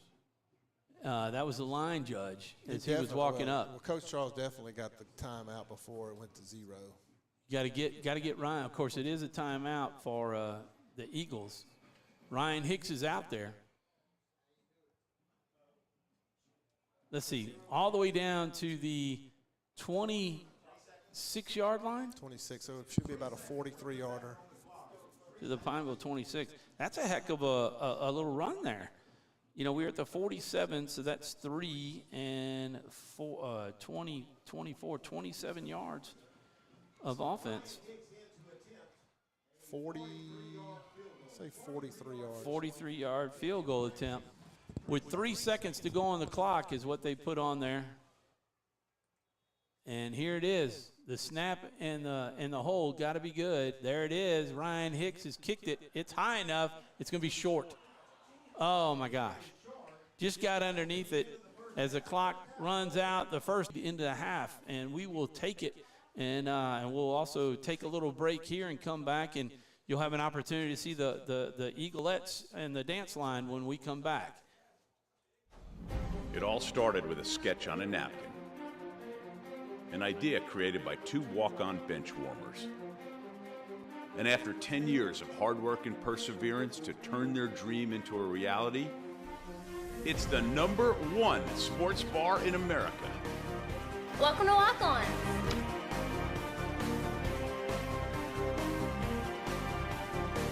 Walk-ons, because everyone needs a little playing time. Is your vision just not as crisp and clear as it used to be? Are you having difficulty driving, especially at night? Are you over 40 and now needing reading glasses? If so, The trusted eye care team at Wallace Eye Associates is here to help with your family's eye care needs, just like we have been for nearly 40 years. Call Wallace Eye Associates today at 318-448-4488 to schedule your next eye evaluation.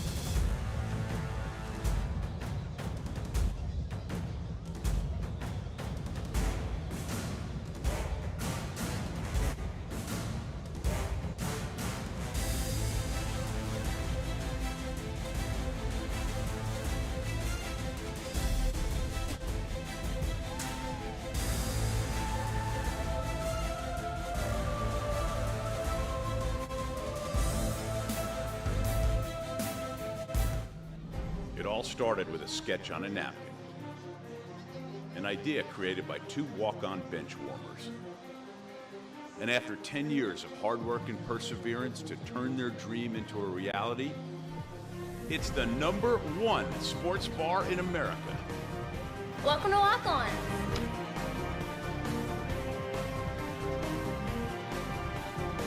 Walk-ons, because everyone needs a little playing time. Is your vision just not as crisp and clear as it used to be? Are you having difficulty driving, especially at night? Are you over 40 and now needing reading glasses? If so, the trusted eye care team at Wallace Eye Associates is here to help with your family's eye care needs, just like we have been for nearly 40 years. Call Wallace Eye Associates today at 318-448-4488 to schedule your next eye evaluation.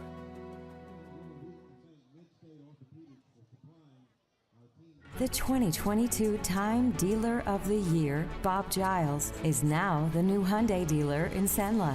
Bob earned the industry's most prestigious award out of 16,000 new car dealers nationwide. Hi, I'm Bob Giles, and I promise our team at the all-new Giles Hyundai will do everything possible to live up to the high standards that earned us this most prestigious honor. And with the utmost enthusiasm, we greatly look forward to serving you. Anderson Martin right there. That is a young Pineville Rebel that is going to be a young Pineville Rebel soon. But back here live at the Eagles Nest, Tom Boucher, David Perkins had to take a quick break. He'll be back and joining us here in the box. There it is. Just trying to get everything together. The Eagles lead at 12-6. With about a minute and a half left of halftime, and they'll put about another 3 minutes on the clock for warm-ups because both teams are not out here yet, so they'll have to do a little bit of a warm-up.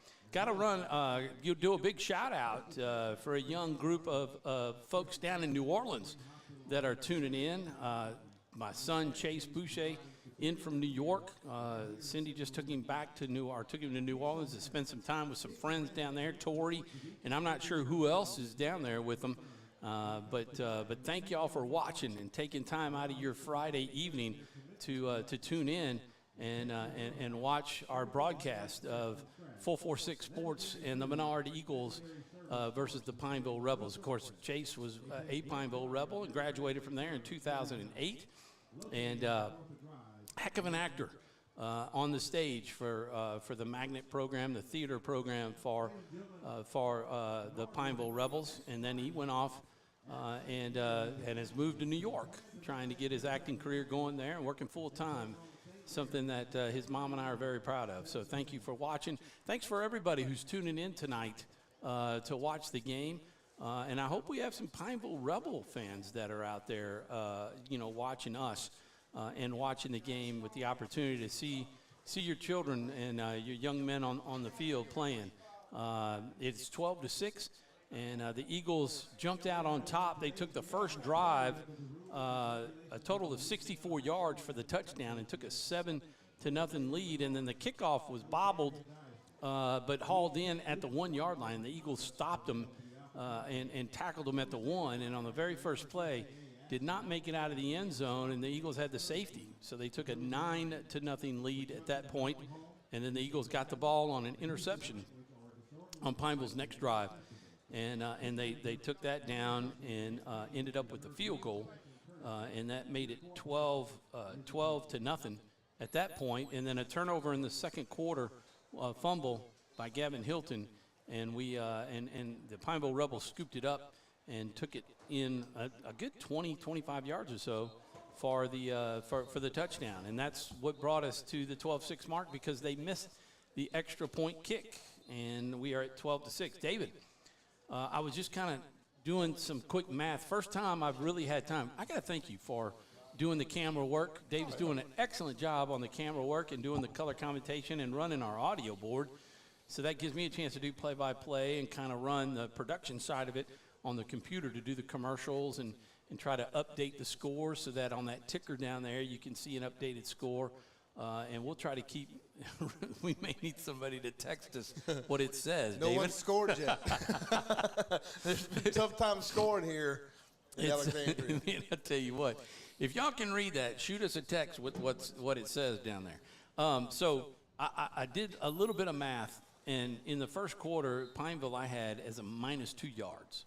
And then they got 21 yards in the second quarter. So you sit there and you go, man, a total of 21 yards. They had 23 in the second quarter, minus the 2 from the first, and they got 6 points on the board. Yeah, that's what turnovers will do to you. Turnovers, and that's why you play the game. So, they got 6 points on defense, and obviously that counts, and they're going to get the ball back here in the to begin this second half. So, you got to believe that their coaches are telling their kids, hey, we're right there in the game. Their quarterback has been able to hit some of their receivers. I'm sure they're going to open it up a little bit here in the second half. So I'll tell you how dominant a performance. It's one of the most dominant performances we've seen out of the Menard Eagles in a long time. And this is a 5A team that they're playing, with the numbers that Pineville can get. In the first half, I have our first quarter, I have the Eagles with 103 yards, and then I have them with about add another 170 or 130 yards for 240 yards total offense. of offense in the first half, and that's very unofficial by my book because I'm trying to keep track of everything. And we missed a 43-yard field goal there on our last drive that would have made it 15-6. But we had an opportunity for a field goal on 4th and 8 and went for it and didn't make it.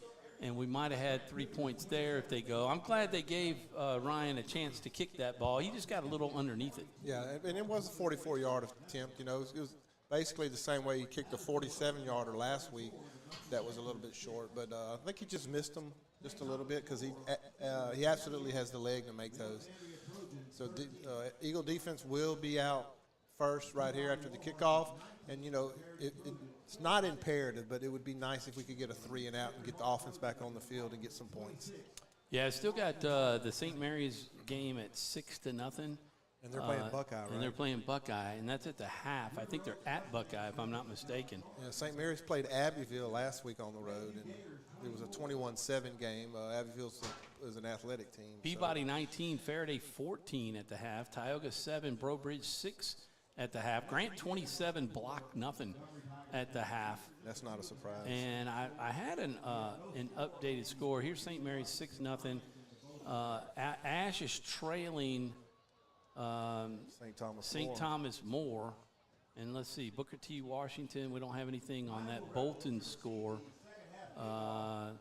We've got Elton 42, Lena nothing. Here we go. Let's get to the main camera shot for the kickoff.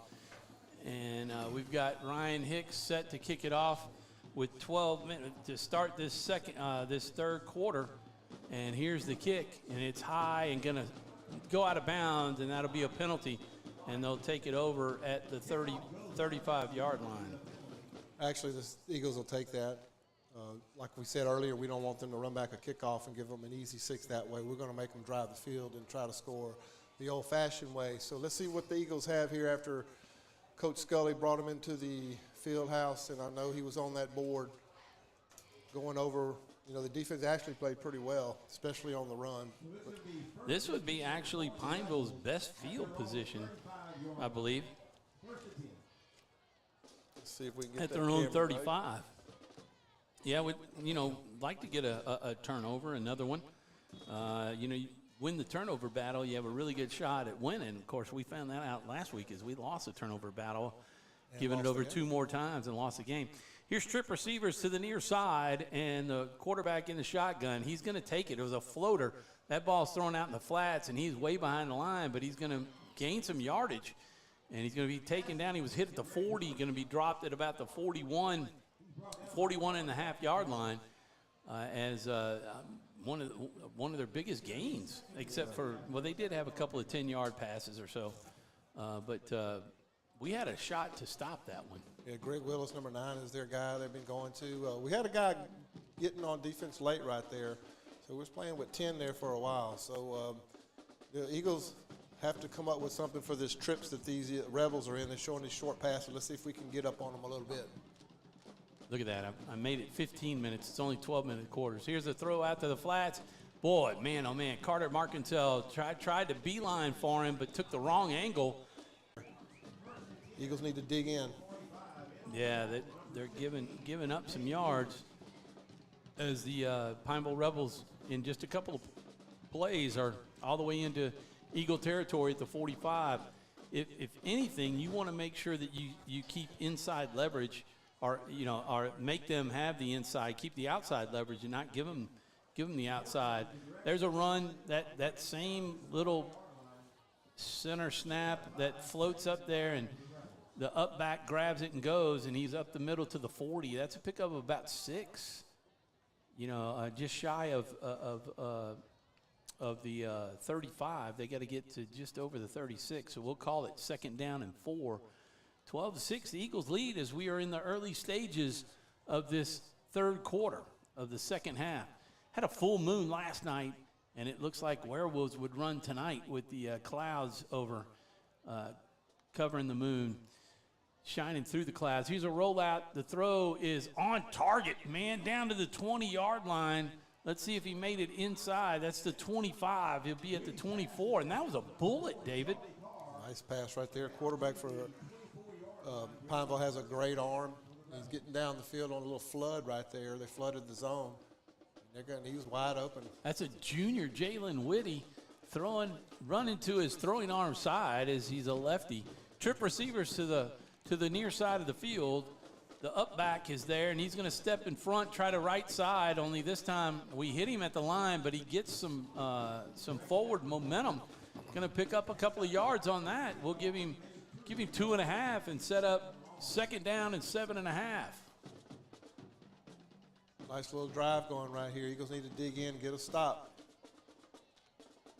So I got a little, I just, at halftime, I went through a whole deal because Chase was watching and said that he had the opportunity to tune in. And so we talked a lot about, there's movement.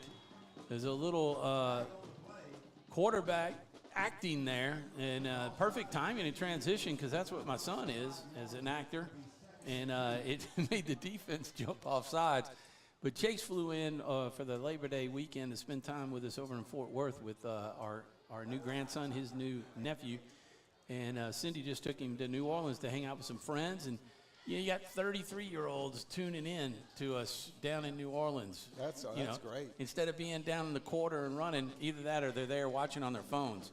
But either way, they took time to watch us. So thank you to Chase and Tori and anybody else that's watching over there. Here's the quarterback, Whitty, rolling to his right. Oh! Man, Carson Harrison was right there. I thought he had it.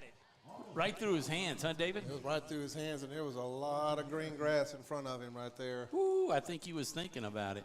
Right off his fingertips. He was in front of that receiver. It's going to set up 3rd and 4. And the ball is resting at the Eagle 18. You know what I got to do, David? What does that mean? At the 18. The Red River. They're in the Red River red zone. And we don't want them there, but they are.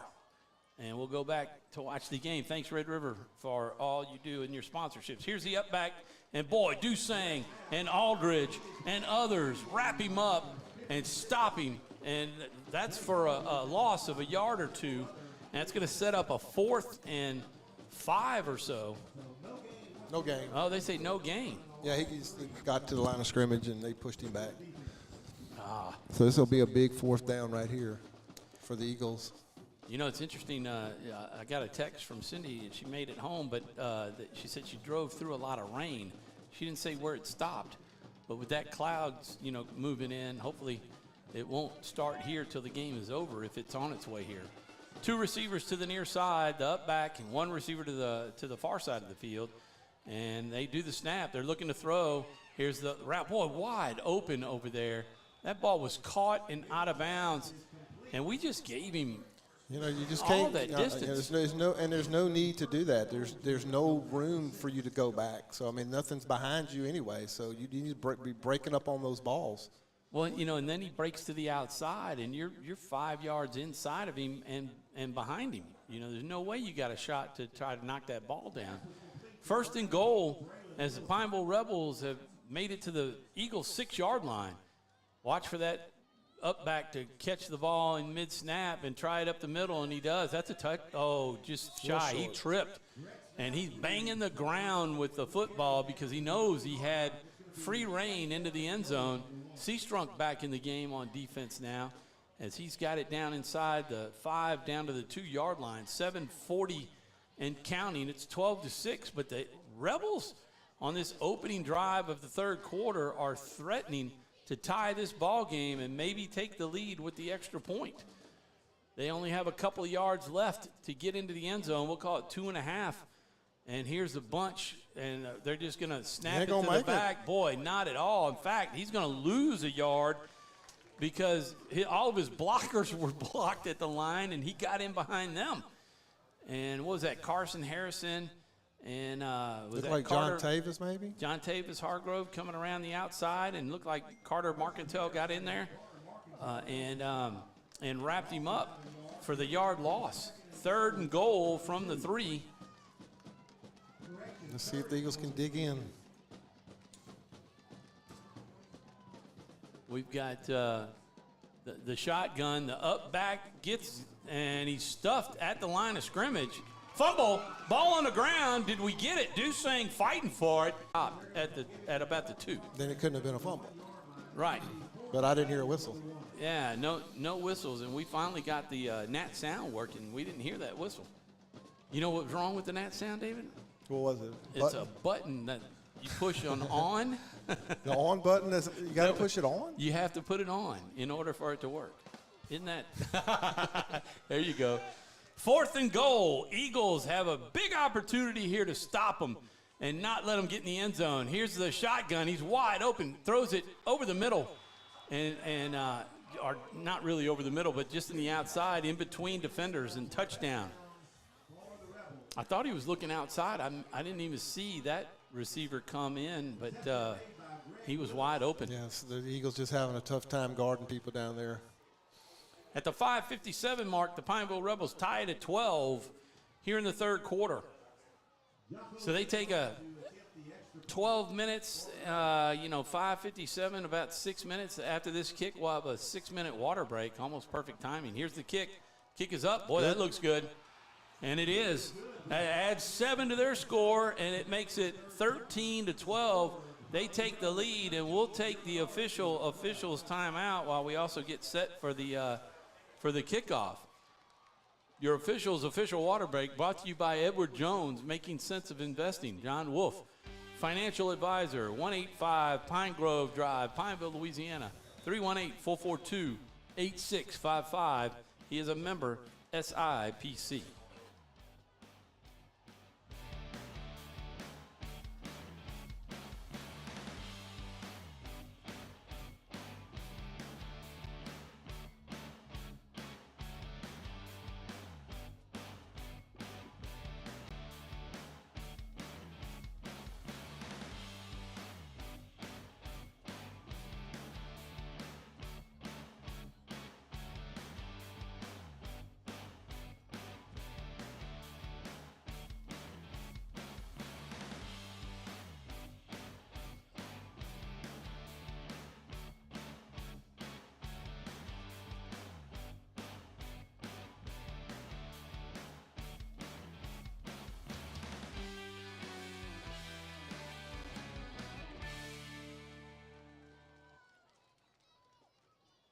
And we're back live as the Rebels have just taken the lead 13-12 on a really long, impressive drive.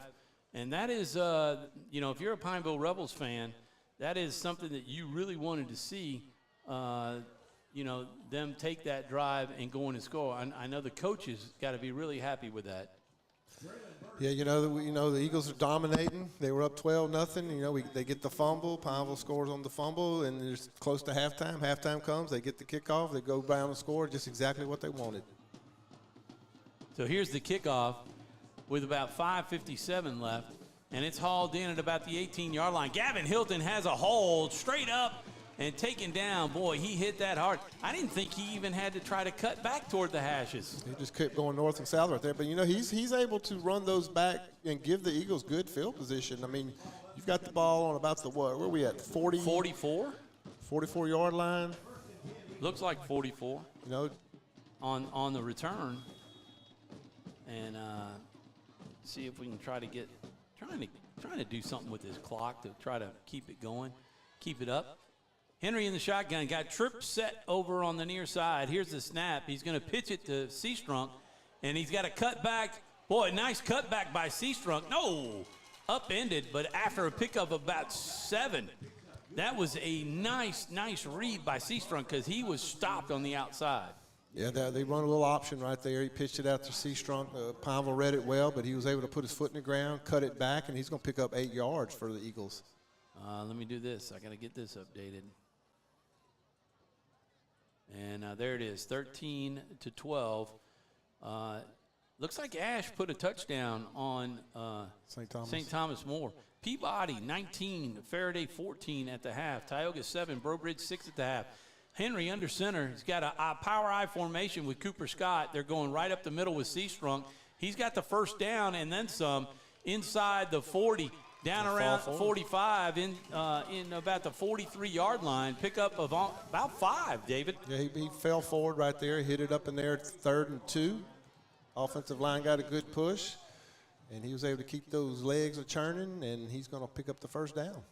You know, Ash took a lot of time off the clock on that drive right there, Tom. So, you're only talking 4:50 left in the 3rd. Yep, they did. Now, a good 7 minutes or so?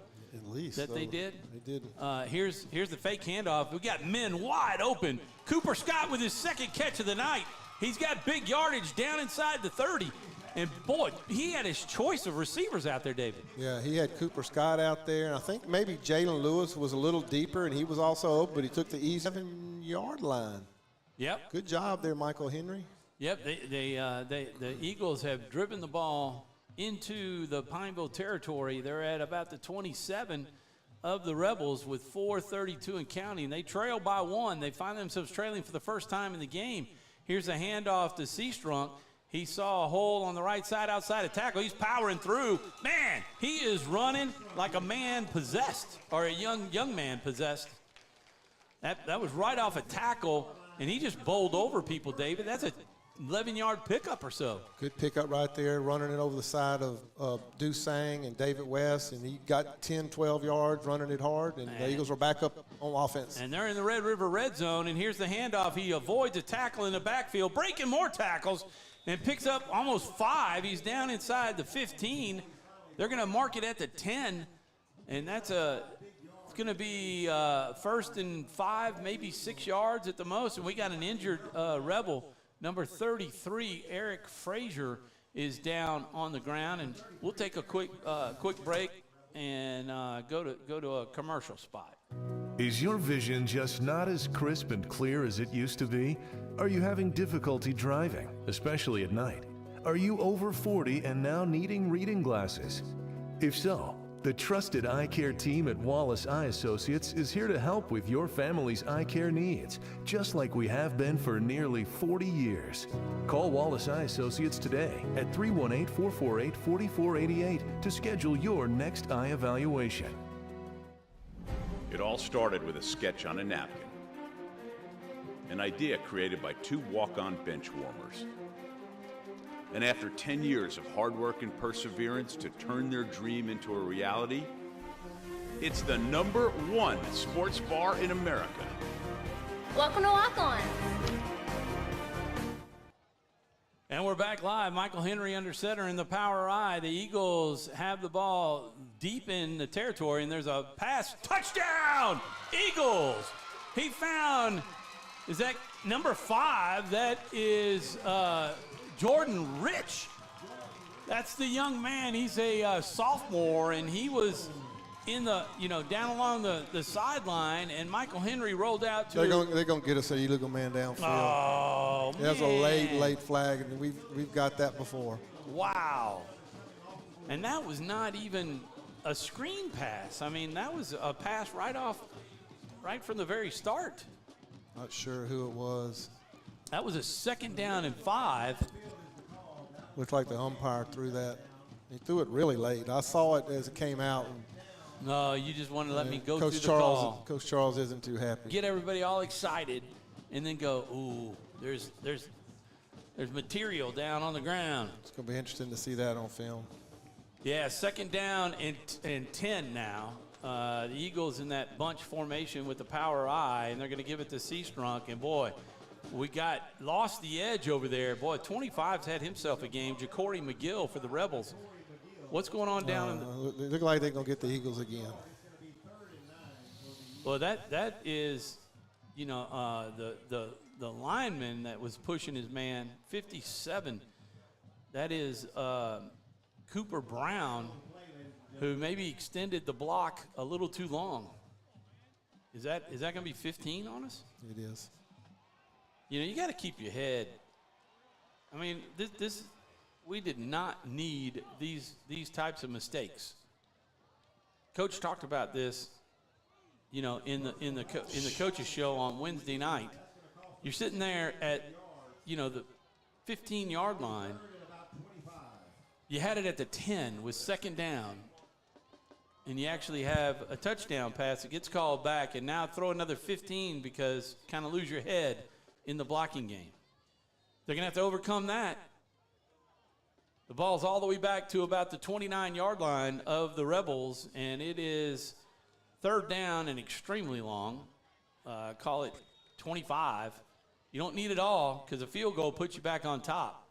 Here's Henry looking to pass. It's a screen pass to Seastrunk. Gets set up nicely. He's got the outside. If he got a block, he's down. Oh, nicely done inside the 15 as he dove over number 16, Bryant Dearborn. And that's big yardage picked up, and that puts us back in field goal range. No flag on the play. There's a flag back here. I'm not sure what it is. Hopefully it's roughing the passer, and that's going to bring an automatic 1st down. That could be. If that's the case. It was a screen pass, and they had the defender coming in like they wanted. Set up perfectly. Great call by the coaching staff, Coach Charles. 3:19 to go in the 3rd quarter, and they'll go half the distance to the goal line from the final spot. Not sure if this is automatic or not, Tom. You got I your note there? I don't think it is. I think it's going to be 4th down. It's first down. They did get 1st and goal. You know, with all these new rules, you know, with all the changing of some of these penalties, it's hard to tell if they're going automatic. Going in a hurry. Power I formation. Give it to Seastrunk. Oh, he's taken down. He was hit right at the line of scrimmage. They got penetration on the backside, and it'll be 2nd down and 5. Just everybody just calm down right here and just do what you do. Offensive linemen need to make their blocks. Look like we're going to have an got eagle a man down. Who is that? Looks like that's Kite. Therese Kite, 41. 41, yeah. He's playing tight end, so he's been doing a lot of blocking tonight. Oh, and that's the side that the defender came from. So something happened. They got not sure. He got his back that he's kind of looked like his leg at first, but the way he was telling the trainer when he came off, he's got maybe got twisted up under there. Henry in the shotgun, 2 receivers to the far side. He's going to give to Seastrunk, and they got some penetration. Seastrunk's inside the 5, sets up 3rd and goal from about the 4. And we'll see how we got 2:35 on the game clock for the 3rd quarter. And it's been a good game. It's been a good game. Kind of a strange little sequence right here with the penalties. And, you know, we got the big penalty, 2 big penalties, but then we get one back. And now here we're sitting, you know, 3rd and goal from the 3-yard line. Yeah. I mean, a heck of a overcoming the adversity there. Something that didn't happen before. Here's a rollout. He's got Cooper Scott, man open, sideline, touchdown, Gavin. Is that Gavin or Cooper? It's way over. That's Gavin. Gavin Hilton. Connor, it would have been, right? Gavin Hilton hangs on. Beautiful pass by Henry as he fakes the handoff and rolls out. And he had Cooper Scott and Gavin Hilton out there. And the Eagles take the lead back, 18-13 at the 2-minute mark. And Hicks is out to add one more. Great catch right there by Gavin Hilton. Looked like he get a little bit shaken up. Looked like maybe it's a cramp.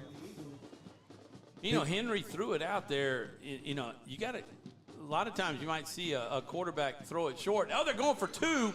Oh, that's a horse man. collar, huh? Ryan Hicks. Well, you know, it's interesting. I mean, they're not going to call a horse collar as part of the new call if he's not ripped straight down and bend at the knees. You can grab him up there, and if they've taken down kind of like a normally, but it has to be a rip down before they actually call. Yeah. That horseback. Well, that was horseback. Yeah, that was horse collar. Nice play because you know that would have put them up 7. You know, the extra point would have just put them up 6. So I would have probably went for 2 also on that play. 56-yard drive ends in the TD pass. Henry to Hilton. Exactly 2 minutes left here in the third. 2 minutes to go in the third quarter, and the Eagles take the lead by 5, 18-15. We'll get that updated right here for you. 18-13. 13, excuse me. Don't want to give points away. Let's see. Just what the Eagles needed, though, right here, to take the lead and get the defense back out there. Let's see if we can stop their pass. That's where they've been hurting us a little bit on the pass. I haven't done much on the run. So let's see if Coach Scully and them did a little bit of adjusting there with the defensive backs. They got to get a little closer to them. So you said it, 2 minutes to go in the third quarter. I mean, there's still a lot of football to play here, David. A whole bunch. But how about this third quarter? Both teams have had the ball once, and they both have taken it down. The Pineville Rebels from their 35 took it 65 yards for a touchdown, and Menard got it their 44 with a great return by Hilton. Here's the kick. It's a high, dropped at the ball and going to be downed at the 29-yard line. Again, Pineville having trouble handling that high kick. Yeah, once again, you know, that they watch something on film. They don't want to get it to the 2 deep guys and give them a chance to run the ball back. So nice kick there by Ryan. The Pineville receiver was unable to come up with it, and he just fell on it. So the Eagles have him back on the 29-yard line. But both first drives of the second half go for touchdowns. Both of them. I don't know. We've seen that in a long time. I keep saying that, but it's great that we're seeing it. 2 receivers to the near side. That Penalty. might be movement on the offense. A little illegal motion on the offense because I didn't see anybody. Yep. Did not see any of us lined up offsides or encroachment. So that's going to put them behind the chains a little bit. That's a false start. Yep, just what we needed. 1st and 15 from the 24. You're looking for a pass right here. Well, that's what the Eagles should be looking for the rest of the game. I mean, that's been the Pineville Rebels offense, really. You said it earlier. I mean, we've stuffed the run, and you know, they've picked up a little bit here and there with that little step in front. But here's the shotgun. He's looking to throw down the sideline. It's covered. That could be picked. Oh, that was played beautifully by the defender. Lewis? Was that Jaden out there? Looks like it. Now, he's a little shaken up, but he was about the only one that could catch it. That quarterback's got an arm, man. Yeah, he's got a really good arm. And, you know, they did one of those on us last year and got Jalen, and he's ready for it today. Yeah. Well, Jay, I tell you what, if I'm Pineville, I'm going right back at him. You see him limping up to the line? I mean, he was all out running. Does he have it in him? You know, I'm not trying to give him a play, but that's what I'd probably do. 2 receivers to the near side. They're going to look to throw. They're coming over to the near side, and the ball is dropped. 2 incomplete passes. That was better played by Carson Harrison. You know, he was stopped and able to come back. He was going to hit him right after he caught it. Yeah, good play by 14 Carson. Also, Carter Marcantel out there trying to get in that passing lane right there, and he was close. And if he picks that off, he's going to bring that to the house. So this is big 3rd and 15 right here. You're going to play off, but you can't play too much off to give them the first down. Jeremiah Marotti with the drop there. They got One, two receivers, one on each side and one just over the tackle. Here trying to throw it to the sideline. It is caught and out of bounds. And that is just giving them way too much. It's 4th and 2 now, 4th and short, 4th and 4. You gotta make sure you hold your ground and that they don't fake. 1:42 to play in the third. I don't know if the Eagles are going to put anybody back. Why would you? You got to play this one as if they're going to go for it. Yeah, it's going to be a snap to the one of those three up front. Okay, Jalen's it goes all the way through.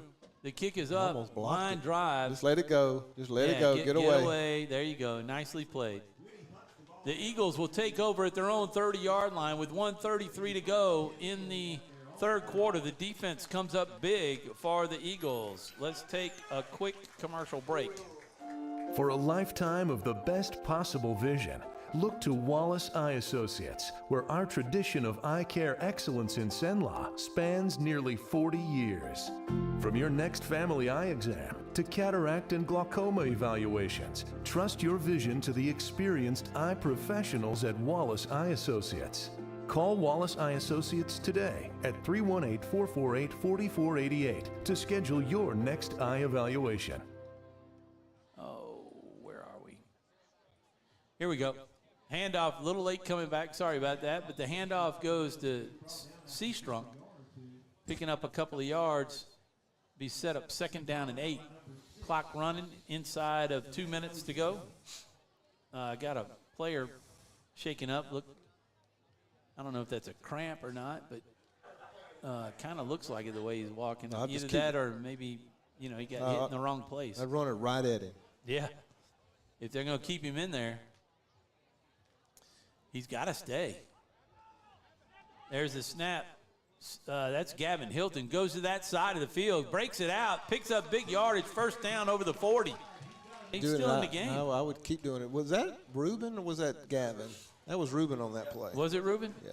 Good hard run by Reuben Seastrunk, which he's been doing all night. And I see Therese, 41, is back in there, so they're still going with their tight ends, which means you're going to get a big dose of 24 right here. Oh, yeah. Probably. Cooper Scott up off the left tackle, and they bring Hilton in too. So the whole bunch is right there. They're going to pitch it and try that left side. Here's Reuben coming to the near side. That's going to be a hold, and he's knocked out of bounds at about the 49, but it's going to come back. 1st and 10, going to be 1st and 20. 20 seconds to go in the third quarter. Yep, there it is. Good job with the camera work, David. Doing a good job. Most plays. Grant 27 blocked, nothing. Another injury. 7-6. We'll keep it here. That's a cramp. Is that 33 finally going down? And going to get nope, 33 is still out there. Let's see. Alexander Ash had scored a touchdown to make it 28-20, but St. Thomas More put another one on the board. So 35-20 there. St. Mary's still 6-0 in the third. No update. Bolton 19. Booker T. Washington 14 in the third. Nice job by Bolton. 42-0. No update yet that we had that score against Elton and Lena. Peabody 27, Faraday 14. That's, looking better the way we looked in the scrimmage against Peabody. 7-6, Tioga over Breaux Bridge at the half, no update. Grant 27, blocked nothing at the half, no update there. And we still have 6-0 St. Mary's over Buckeye in the third quarter. Where'd it go? Tom, this week they had that vote on the LHSA about the select and the non-select. The Rapides Parish Schools had that lawsuit because they were chosen to play in select because it's open enrollment, and they lost their lawsuit, so they're having to play in the select division when we get to the playoffs. So Rapides lost the losses. So all challenge. They lost the challenge. So any school that's in the state that has open enrollment is having to play in select. Wow. Well, I hope they don't go and appeal that ruling. Of course, it's not really in court, was it? Was that? Well, it's not. It's not necessarily in court, but the lawyers on both sides are arguing their cases. So and they do that in front of the LHSA they'll board or do in that front of all the superintendents? No. It'll be just the board, just the executive board. Okay. And so they made that decision. So, the select and the non-selects are real close in, a lot of balance, about almost the same amount of teams in each. I think the select actually has a little more teams this year, and that hadn't been the case, and it hadn't even been close in the past. So that's going to be a little different this year. Yeah, because we were talking about it earlier, and I said, well, shoot, Menard, you're almost guaranteed to make the playoffs no matter what. I mean, we had 0-10 teams making playoffs. And that's but not the case good. now. No, not with 30 teams. Yeah. And actually, it may be more than that. I'm not sure what the brackets are going to look like, but we'll see when it gets closer to that time. So the Eagles first down still, but they got a 1st and 20.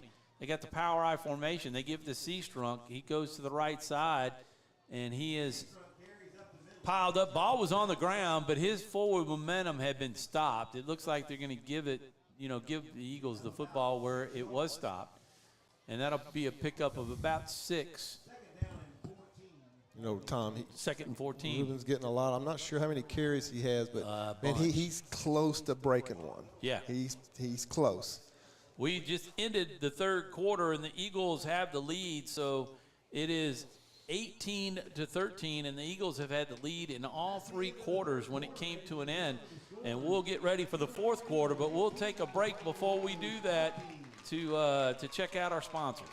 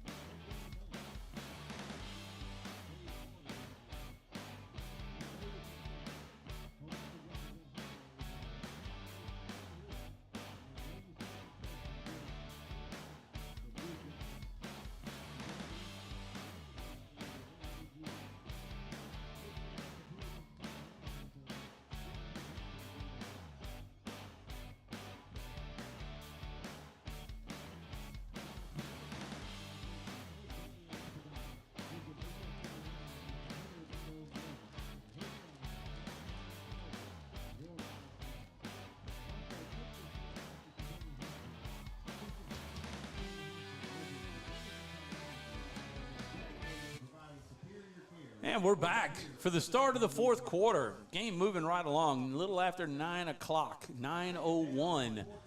And the Eagles have it as 2nd down and 14 from their own 37-yard line, 38 maybe.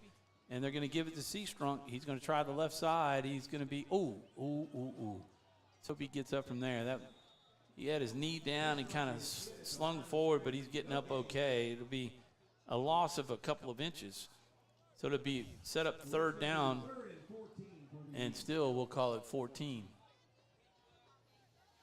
Big play right here coming up, 3rd and about, what you said, about 14. You don't want to turnover right here. Even if you got to punt the ball, you don't want to give them good field position. So see what the Eagles dial up. Yeah, welcome back. Cindy made it back in from New Orleans, and she turned us on watching, and she's letting me know that I'm not working the clock right. Here's the throw. Oh, what a catch by Ruben. And Seastrunk, it's going to go for no gain, basically. But, man, what a catch. The clock will keep running. It'll take us under 11. It's going to set up 4th and 12, and we'll have to punt. But, boy, he caught that with one hand, David. Yeah, nice little safe play right there. You don't want to try to do too much when you're behind the sticks like that. And just get your punter out there, the good punter, and get your defense back on the field. See if we can get a turnover on the punt. 10:45 and counting, 18-13, and the Eagles just seem to be following Pineville's lead here as the punt is a high one. And he's just going to let it go. It takes a Menard Eagle bounce. And that is Cindy, I got to hang up on you. I'm sorry.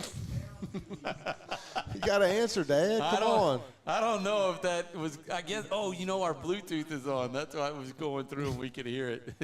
We'll turn that down. Hey, that might have been our first live call. Hey, let's see what she had. Call back, Cindy. We'll put you on the air.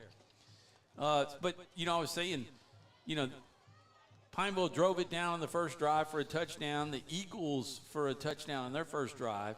And then Pineville had to punt after, you know, basically no 71 yards. And then Menard just had to punt. So here's that up snap, or the up back taking the snap, and he picks up about 5. Good and yardage. when he has gained yardage, that's what he's done.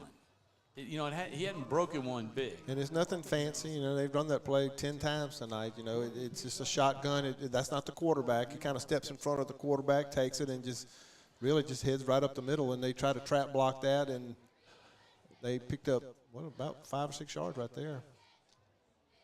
See what the Eagles can do. 2nd and 5.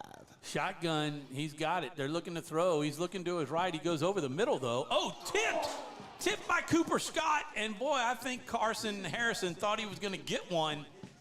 And it just went over his hands when Cooper tipped it. Look at Carson talking. Hey, come on. Let me have one. Yeah, Carson. I know that was David West. Yeah. No, no, that's you got Eddie Roberts getting back there, but you know Carson's had his hand on a couple of balls tonight. 25. He's around the football. David Roberts. Yeah, David Roberts, 25, and where's David West coming from? David West is the right tackle for on the offensive line, so he's not. Okay. He's not in. All right. Let's see if we go blitz right. Wait till here. I call him David Perkins. Oh.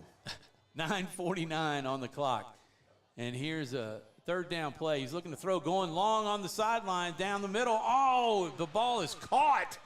That was perfectly thrown. The defense was there by Jaden Lewis, but he was on the outside, and he threw it down the hash marks on the far side of the field, and it just throw by the quarterback right there.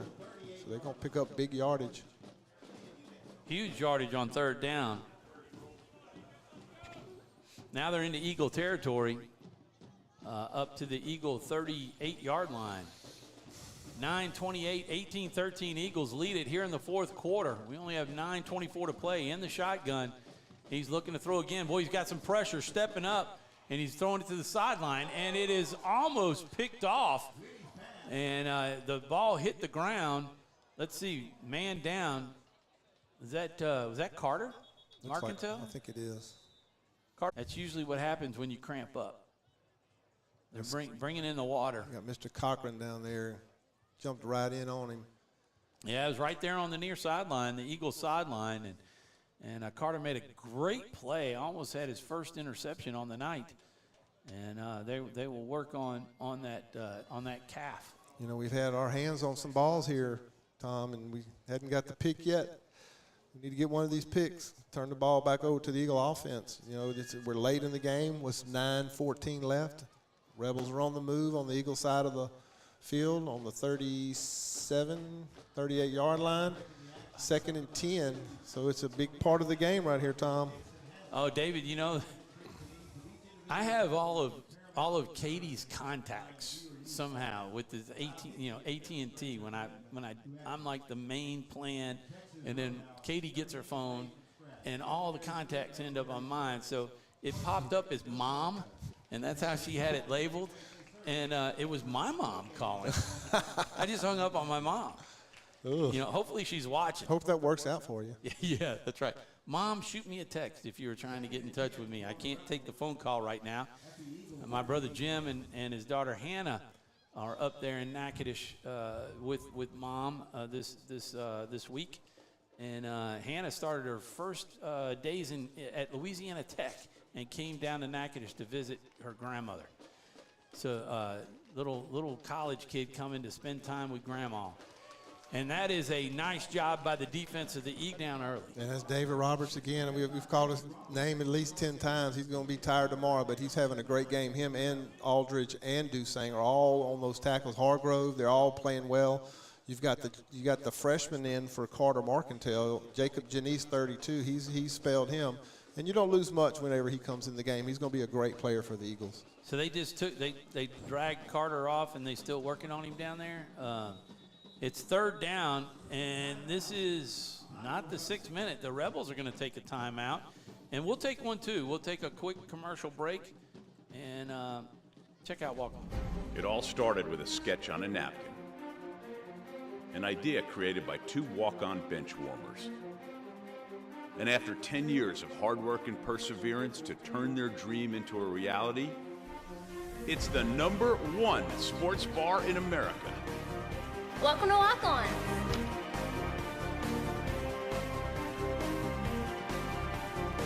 Walk-ons, because everyone needs a little playing time.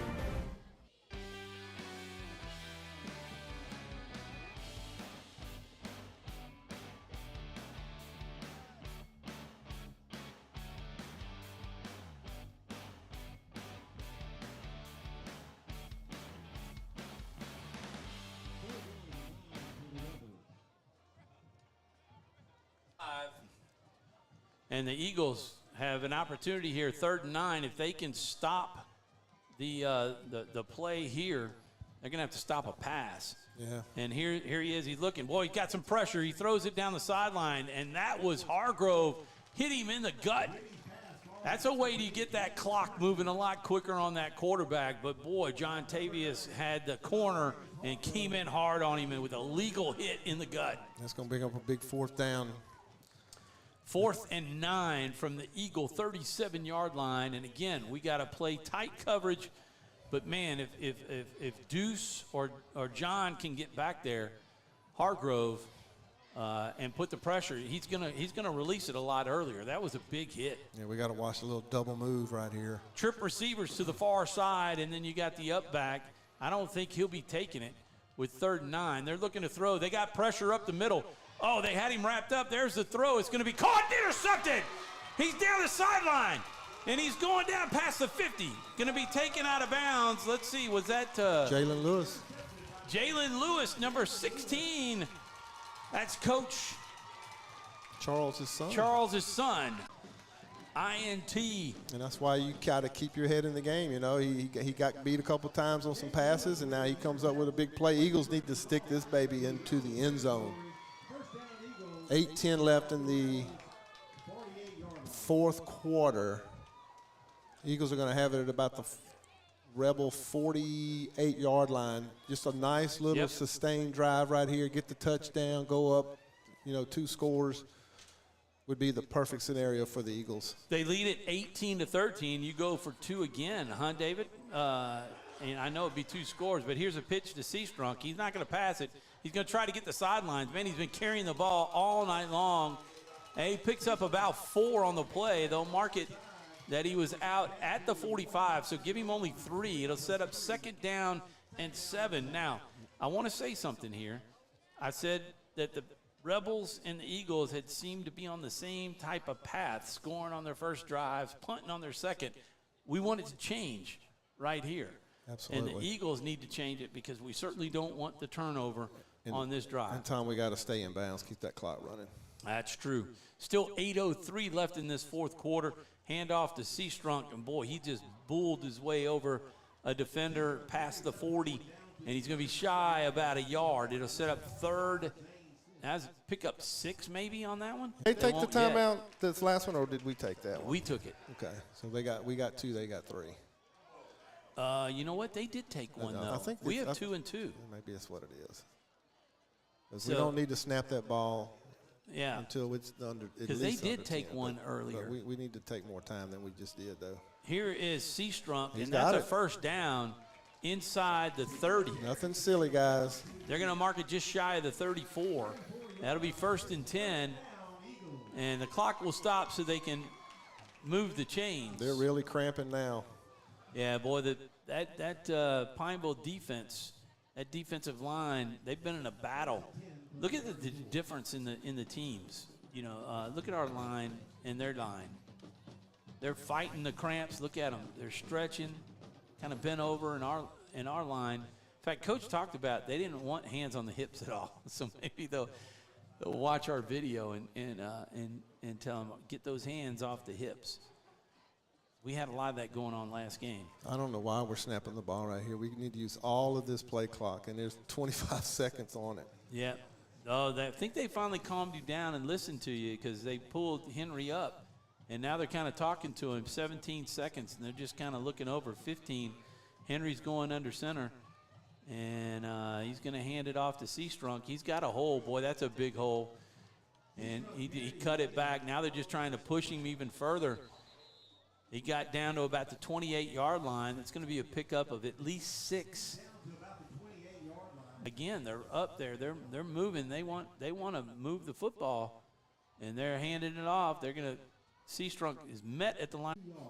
Tom, I really don't know why we're not using all of the play clock. And I know we're all Eagles, but you got to use at least don't snap it till there's 5 seconds left on that play clock because you can bring it way down. We're in control right here. It's third and about 3. 3rd and 3. Just keep those chains moving, and we'll be fine.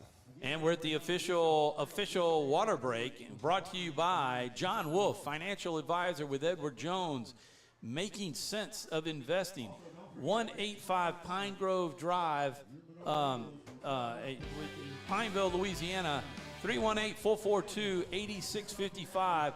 John's a member, SIPC, Edward Jones as well. So go trust him. He can help you get set for retirement. And I know that's what everybody wants, is just kind of be able to retire and volunteer your time, kick back that's a what little I bit. want. And that you want to be down there at Falls River with I want to be sitting on the porch with them tonight. listening to to you. Yeah, that's right. All right, thank you, John, for the official water break. Let that music run.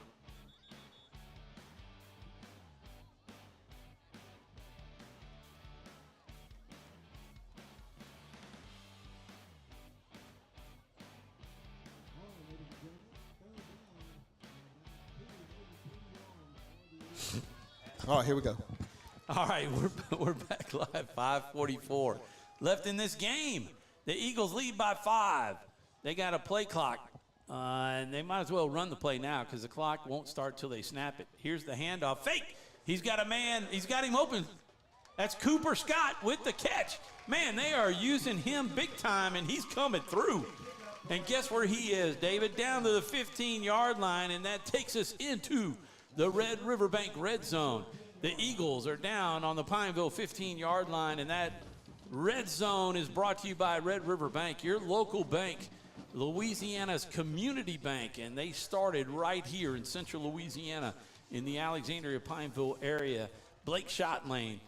That play's been open all night. It has. Cooper in What's that, fourth catch, 3 maybe? or 4 right there. The Eagles are in perfect position right here, using the play clock, driving the ball, just keep giving the ball to Seastrunk. Hold on to the ball. And let the play clock, there it is, down to the 2 like you wanted. Here's Seastrunk taking it inside the 5. Will they give it to him? They're going to say he's just shy. Oh, no, the 10, excuse me. That ball was at the 14. He picks up 4. They can get the first down. And that's big time at the 4, that they can still get a first down, which can would run be good. A couple of more minutes off the clock if they just take every second of the play clock. We still got 22 seconds. So this may act, kind of feel like it's dragging, but you just want to get it all the way down to 2 or 1 second and snap the ball. Use all of this. Henry's going under center with 8. He needs to watch it. Snaps it with 5. Seastrunk hit at the 8. And he takes it down to the 8. And it's going to drop him. Going to be 3rd and 5. Tom, a field goal here is pretty big, too, because that would put you up 8. Yeah. And if we would have kicked the extra point on the touchdown, it would have potentially let us go up by 2 scores and 9. Yep. So, sometimes you look at those early 2-point conversions. But let's just try to get the first right here. Well, if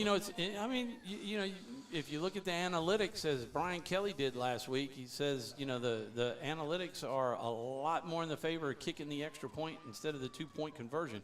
Here's Seastrunk. He's got the left side, and he's going to be close to the first down. That's going to pick up, 4th down and 1. I think you go for it, He may even be closer than that. This is going to be a big call right here for the Eagles. I'd bring it all the way down and call timeout, but look like they're going to hurry up and try to go for it. They're going to line it up, maybe fall right in behind Cooper Scott, hand it off to Seastrunk. He's made it. There you go. Nice job. Pull back and run that clock. You can get the clock down below 3 minutes if he takes it down to 2. And he's going to go ahead and Go back down. He's at 7, 5, 4. They're going to call timeout.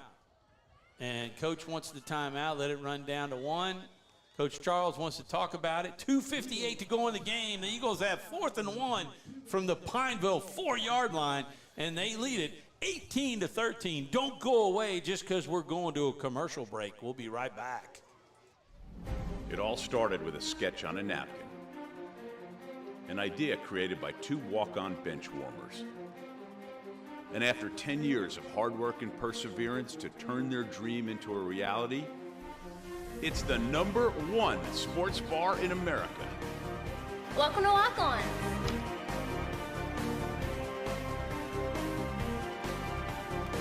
Walk-ons, because everyone.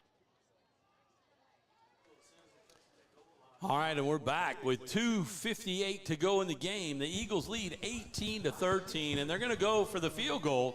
Ryan Hicks comes out, and he's going to set it up at the 10-yard line. It's going to be a 20-yard field goal, and let's see if Ryan can get a good, solid kick right here. He got too much underneath it.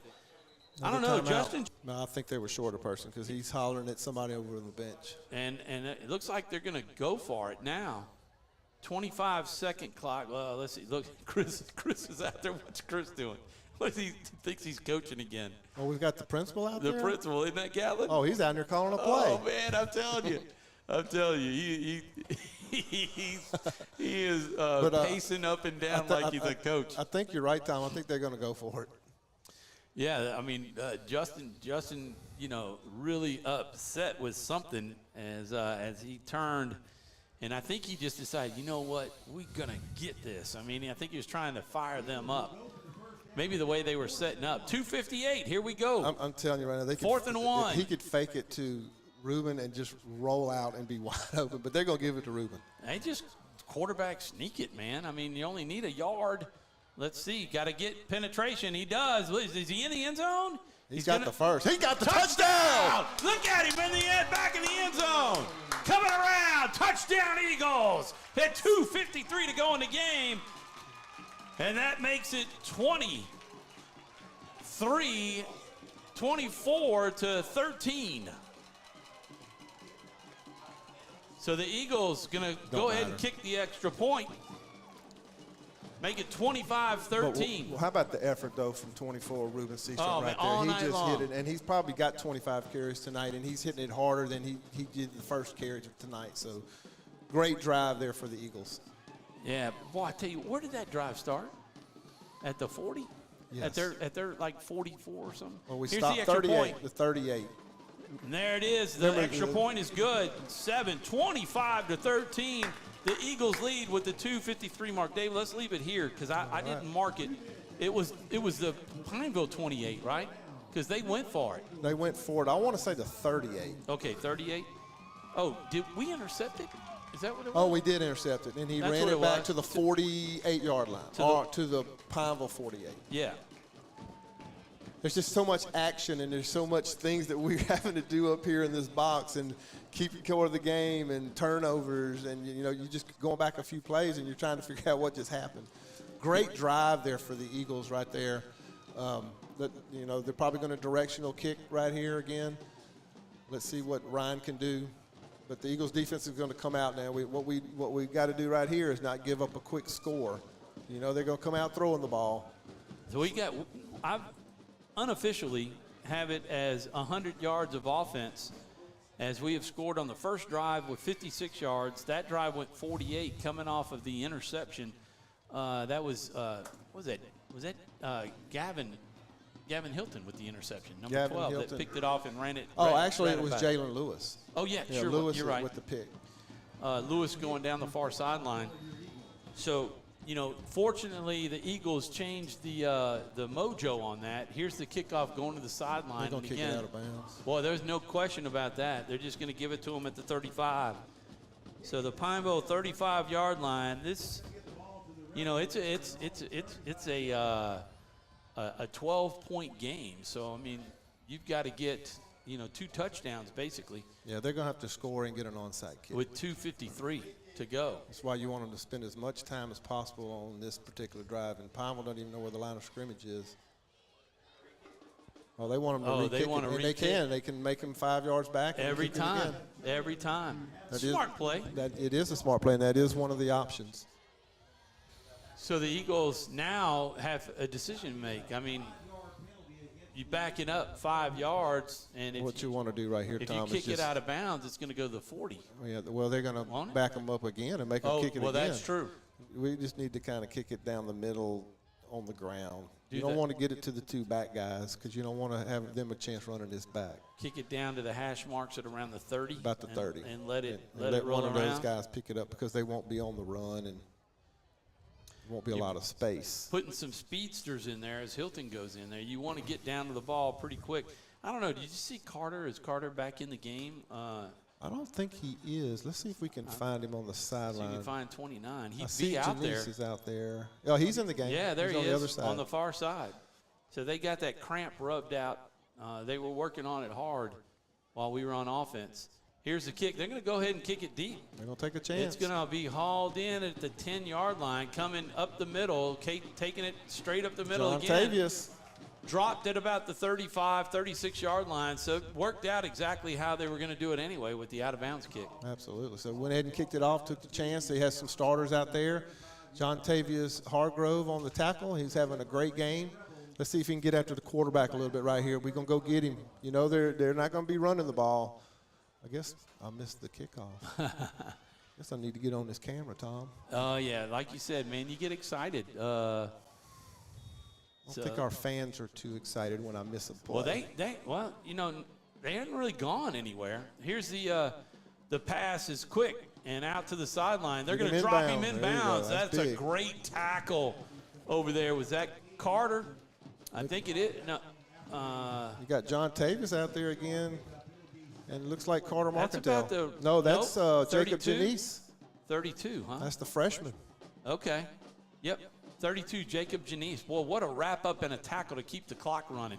Here's another pass out to the flat. Pick that! That's going to be a touchdown. Harrison! Harrison taking it all the way. A touchdown. Whoa!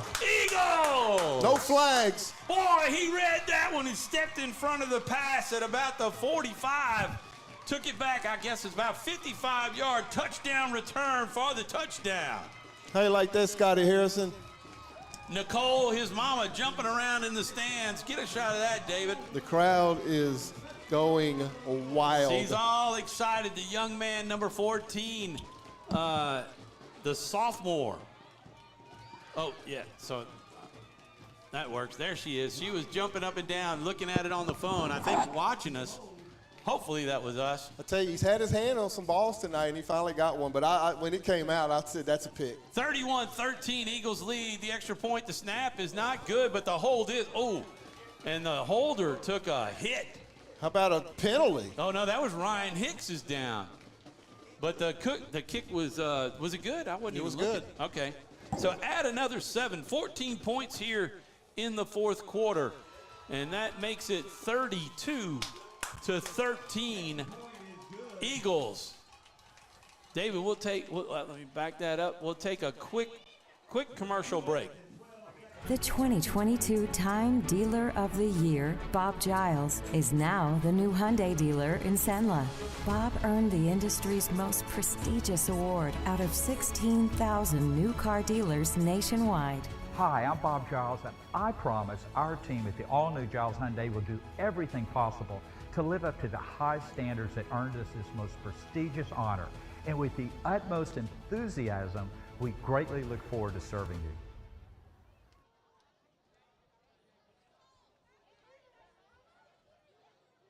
That one got away from you there, David. Commercial ran out. I was trying to text to keep all of our teams up to date. 2:12 to play in the game, and I think you can officially say that this one will be. Don't say it, Tom. It'll be in the books, David. 32-13. Let's play it out, baby. 19-point game. Here's the Yes. tipped and out of bounds. Not the player to catch the ball, and especially when you're not under it. Hicks he playing that the whole way. 15-yard line. Actually, a great kick. It was. INT right there. TD. Man, oh man, So we talked about it. I mean, and it's a no-brainer, you know, in terms of you win the turnover battle, and You're gonna win. and you're going to win the game. And that's 3 turnovers to 1 for 1 turnover for the Eagles and 3, and that one goes for a pick 6, and that makes it even better, you know, when you turn the INT or the fumble into a touchdown. So this 2A ball club with the Menard Eagles going to get to a 1-1 record, 2:10 to play in the football game, 32-13. 19-point ball game, and the Rebels, you know, 1st and 10, they're going to throw it again, and let's see what they can do. There's, boy, in and out of the hands of number 4, Charlie Carr, and that ball, you know, was set up to be picked off again, but falls to the ground. 2:05, 2nd down and 10 from the 15-yard line. And, you know, I mean, you can't blame them. They got to throw the ball unless they just decide to run the clock out. But if you do that, then you're pretty much just giving up. Penalty, I didn't even see the flag. Personal foul, roughing the passer. Oh, wow. Okay, I see the. Come on, we got to calm down, boys. I see the flag on the grass now. A little bit of polyester. I'm not going to on say the he grass. didn't do it, but really wasn't watching the quarterback. I have to go back and check the video on that. I mean, I kind of pulled off. It didn't look like anybody was around him. I know. He got no pressure. Shotgun. He had there's the nice job to pressure and just pull up. And you see, he didn't hit him. And he probably could have hit him on that one, but he was scared to hit him to get the penalty. Well, I think it's smart, you know. Especially right now. Hargrave was back there, and he had already rushed the throw, and no need to hit him because he's jumpy anyway, right? I'm tell you, Hargrove has played a great game tonight, and he's been putting great pressure on the quarterback, and he's just stepped it up tonight. Good job. Got his first car yesterday. He was so proud of it. Got his first car? Yeah, he got his car. Wow. He hollered at me. I was at the school last night, and he goes, "Coach, I got my first car." And I was like, "That's great." And now he's having a great game. That's awesome. Here's in the shotgun, looking to pass. He's going to throw it over to the sideline. It is Hit him in bounds. Nice catch, and he does. Tackled by Carter Marcantel. And inbounds, and the clock will continue to run. 2nd down and 5. Chase just texted, and dang, Menard is killing Pineville. But, you know, just out to the sideline, and the ball is going to be overthrown on 3rd and 5, so the Eagles are set up. Great pressure again. Got an Eagle receiver. A lot of their boys, you know, they're a 5A school, and they have a pretty good bit of guys over there, but they still have a lot of guys going both ways also. Yep. Looks like they're going to punt. Well, I mean, 4th and 5. I mean, you're just at the point of the game now where you don't need no injury at this point. So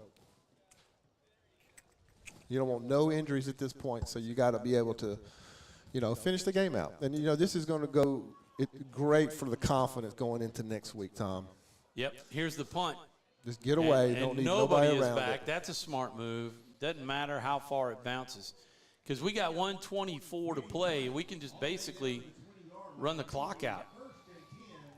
You know, a 1st down would work. Here, this is Heath Hilton coming up here. Heath is in the United States Air Force. Oh, and all right. he is an alum here, and he is coming up, and he's going to visit with us here real quick. Happens to be a brother of Gavin. How you doing? Good. I got Heath Hilton with me here today. He's in the United States Air Force, serving our country. He's an alum here, and it's great to have him. And his dad is also an alum here, and it's great to have them both here watching the Eagles with this big victory over the Pineville Rebels. And we're just glad to have them come out. Good job, buddy. You know, glad to come. Talk to him a little bit. Just leave your mic. We can hear him. So, tell everybody how it's going there. Are you still in Colorado Springs? I'm not. I'm actually in Columbus, Mississippi. There's an Air Force training base there. I'm flying jets there, instructing new students in the Air Force. So we actually have a pretty big pilot shortage right now. So if you're interested, let me know. We could use some more pilots. Absolutely. Eagles keep it on the ground with 1:20 to go. So I know this football. is probably your first game coming back to watch Eagles. It's been 6 years. So how's it been tonight? It's great. Look, we're whooping Pineville, doing a good job. think You're doing a good job. I think the Hiltons brought us some good We're luck tonight. We're going to need you to come back next week. You know, I mean, you come and we win. Absolutely. 101 and counting. Heath, good luck. Thank you for serving our country. Thank you. And we are very proud of you. I'll talk to you in a little while. Yeah, I'll talk to you in a little while. All right, babe. Thanks for coming up, Heath. Thank you for your service. 47 seconds.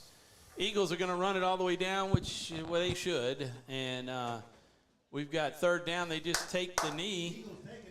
And 40 seconds. That's it. They don't have to run it again. You can hear this crowd. What a Look game. at the Eagles and the excitement that this football team has as they're going to come to the center field at the 50-yard line to go shake hands, pull back, and the crowd just ecstatic to pick up the first win for these Eagles.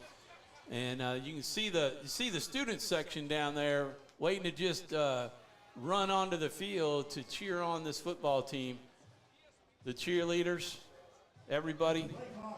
There it is right there. Game over, 32-13. Your final as the Eagles take down the Pineville Rebels tonight, September 9th. Let's hope that LSU does the same thing tomorrow night against Southern in a Baton Rouge showdown for the first time. History in the making tomorrow night. Baton Rouge versus Baton Rouge, absolutely. That's right. Never before have these two teams played each other tomorrow. That's all I'm going to say about that.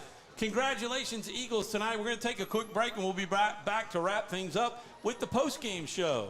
You've been listening to Menard Eagle Football on 446 Sports. Eagles win it 32-13. It all started with a sketch on a napkin. An idea created by two walk-on bench warmers. And after 10 years of hard work and perseverance to turn their dream into a reality, it's the #1 sports bar in America. Welcome to Walk On.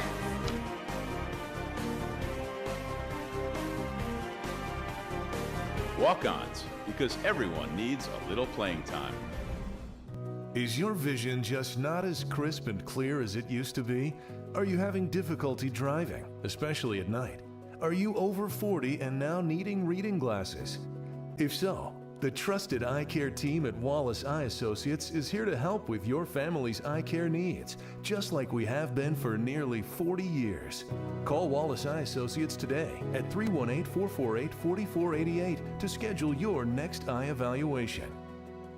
Wherever you are, you're there for a reason. You shouldn't have to make a trip to the branch to deposit a check. Skip the trip and use our mobile app to easily and securely deposit checks right from your phone, day or night, wherever you are or whatever you're doing. Download our mobile app today.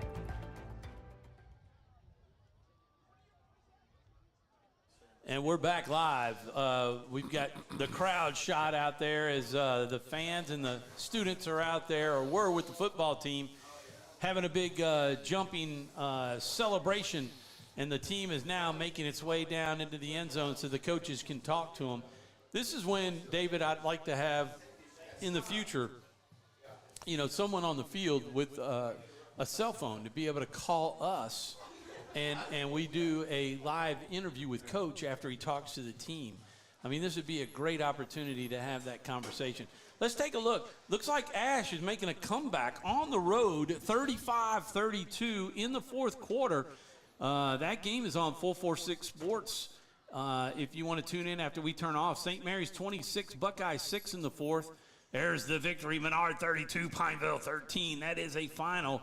Bolton leading Washington Shreveport 25-22. Elton beating Northwood Lena 49-6. Peabody with a 27-14 lead, and Tioga leading Breaux Bridge 21-12. Grant over Block 27-0. I love the fact that we got a ticker, keeping up with the scores. Anyway, David, talk a little bit about, I'm going to do a little bit of math and see if I can come up with a little bit of unofficial stats, but just your thoughts on the game as a former coach, as the athletic director, and a main rival Pineville coming in, and the Eagles taking them down 32-13. Absolutely. Anytime, we had the season we had last year, and you coming into this season with high expectations, and you're able to come out here and beat a 5A team like we did, beat them pretty good 32-13. That just does all the world of confidence for this team and these coaches. And they'll have a great week of practice coming up. And, we'll head north on I-49 next Friday night. We'll be headed up to St. Mary's in Natchitoches. This team is on the roll right now. Last week we did lose, but we play one of the best teams in the state in 1A. And it carried over to this game, and we're going to look forward to the rest of this season. The coaches, it's going to rejuvenate them.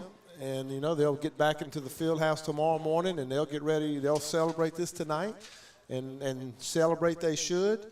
Big win at the Eagles' Nest, but they'll come back tomorrow and get ready for St. Mary's. So the Eagles, I have unofficially about 343 yards on the ground, and most of that going to Ruben Seastruck. If we had a player of the game, on offense, it would certainly be Ruben Seastruck. No doubt. On defense, that's, probably, I'd say Jaden Lewis. Jaden Lewis or David Roberts, because David Roberts probably had close to 12 or 13 tackles, but you could have gave it to several people. Drake Aldridge, Cooper Scott, and John Tavius Hargrove all had great games. Yeah. And then Braylon Dusang going both ways. He may not make a bunch of tackles, but he's clogging up the line, and he's giving that opportunity to the other guys because it usually takes two guys to block him. And Roberts and Jalen having both interceptions, not to mention the interception by Carson Harrison, who took it back for the touchdown. I'm going to work on that for the coaches show to be able to do some of these clips. We got some great footage that we'll be able to use during the coaches show. Absolutely. With this game tonight, with the INTs and then the touchdowns. So I'll be working a little bit this Sunday and early next week to be able to have some highlights to show during the coaches show on Wednesday night, which runs every Wednesday night at 6 o'clock, and we're live at the baseball hut over there. 32-13, the final, David. 343 total yardage to 92. Most of that came on the first drive of the second half for Pineville. They had 65 yards. They only had 21 in the first half. Yeah. Menard, meanwhile, had about 100 yards in the second half and 243 or so in the first half. But the big thing, too, 3 INTs to 1 big. Turnover for the and Eagles. I'm sure the Eagles were around 450 yards total offense because they did have probably 75, 80 yards passed, maybe even 100. So they're going to be way up in the 400s. So, the turnovers were big. And you're talking about 2 sophomores with those turnovers. They've given up some pass completions, but they stayed in the game. Both of them made great plays, big plays in the fourth quarter when you need those plays to be made. One for a pick six, one that stops Pineville on a drive where they're trying to get back in the game, and there's your game. Yeah, and Eagles go to 1-1 on the year. We've got several non-district games because we only have 4 district games. 4 district games. 6 non-district, and we end the season with 1. So our first 5 games will be non-district, and like you said, next week we're going to be on the road at St. Mary's up in Natchitoches. Still don't know yet what field we're going to be playing at. So we could be in the back of David's truck on the pickup, trying to figure out what's the best setting there. Got to bring a table and a couple of chairs, and then if we're in Turpin Stadium, it'll be even better because we'll be in air conditioning and way up high. We'll see how good my camera is. It's from way up there. It's going to look like ants running on the field, but we'll do our best. Real quick shout out to my son in Pensacola, Florida. He is watching. Great. Appreciate your support, Christian, and we'll be seeing you soon and love you. And speaking of our service members, certainly he is one, and we thank him for his service. Each and every day, along with the Hilton boy that was just up here. And also we had Daniel Corey, who's also a alum, and he's in the Coast Guard, so we're well represented in the military. Yeah, definitely so. So the Eagles win it tonight, 32-13 over the Pineville Rebels. Be sure to tune in on Wednesday night, 6 o'clock for the Coaches Show, and we go live next Friday at 6:45 from Natchitoches and St. Mary's with the pregame show and 7 o'clock kickoff on 446 Sports. Now, just if you're watching, you probably already know what you did to get on, but go to 446sports.com, and then if you're on your device, go up to the 3 bars at the top and press it, find Menard, and then go there. If you're on your computer, look across the top of the screen and find Menard and click on it, and you'll see our link. So We're getting better with technology each and every week to be able to make it easy for you to find us and watch. And hopefully you're enjoying these live broadcasts. And we got to thank our sponsors. Walk-On's a major sponsor. Giles, Wallace Eye Center, Valix, and then we got to thank, our Menard sponsors in the Wilder Group Real Estate. You've got John Wolf. You've got Red River Bank. John Wolf is Edward Jones Investing. You got Red River Bank. You've got Duncan's Pest Control, Insight Audio and Video. And am I missing one? I think we're good. All right, let's hope I'm not missing one. We'll catch them next week if we did. Man, oh man. That does it for us because you want to go down and talk to some folks. Go Tigers tomorrow over Southern. God bless everybody. Thanks for tuning in to all of our buddies, Jeff Latham and family members. 32-13 your final. Take care. Have a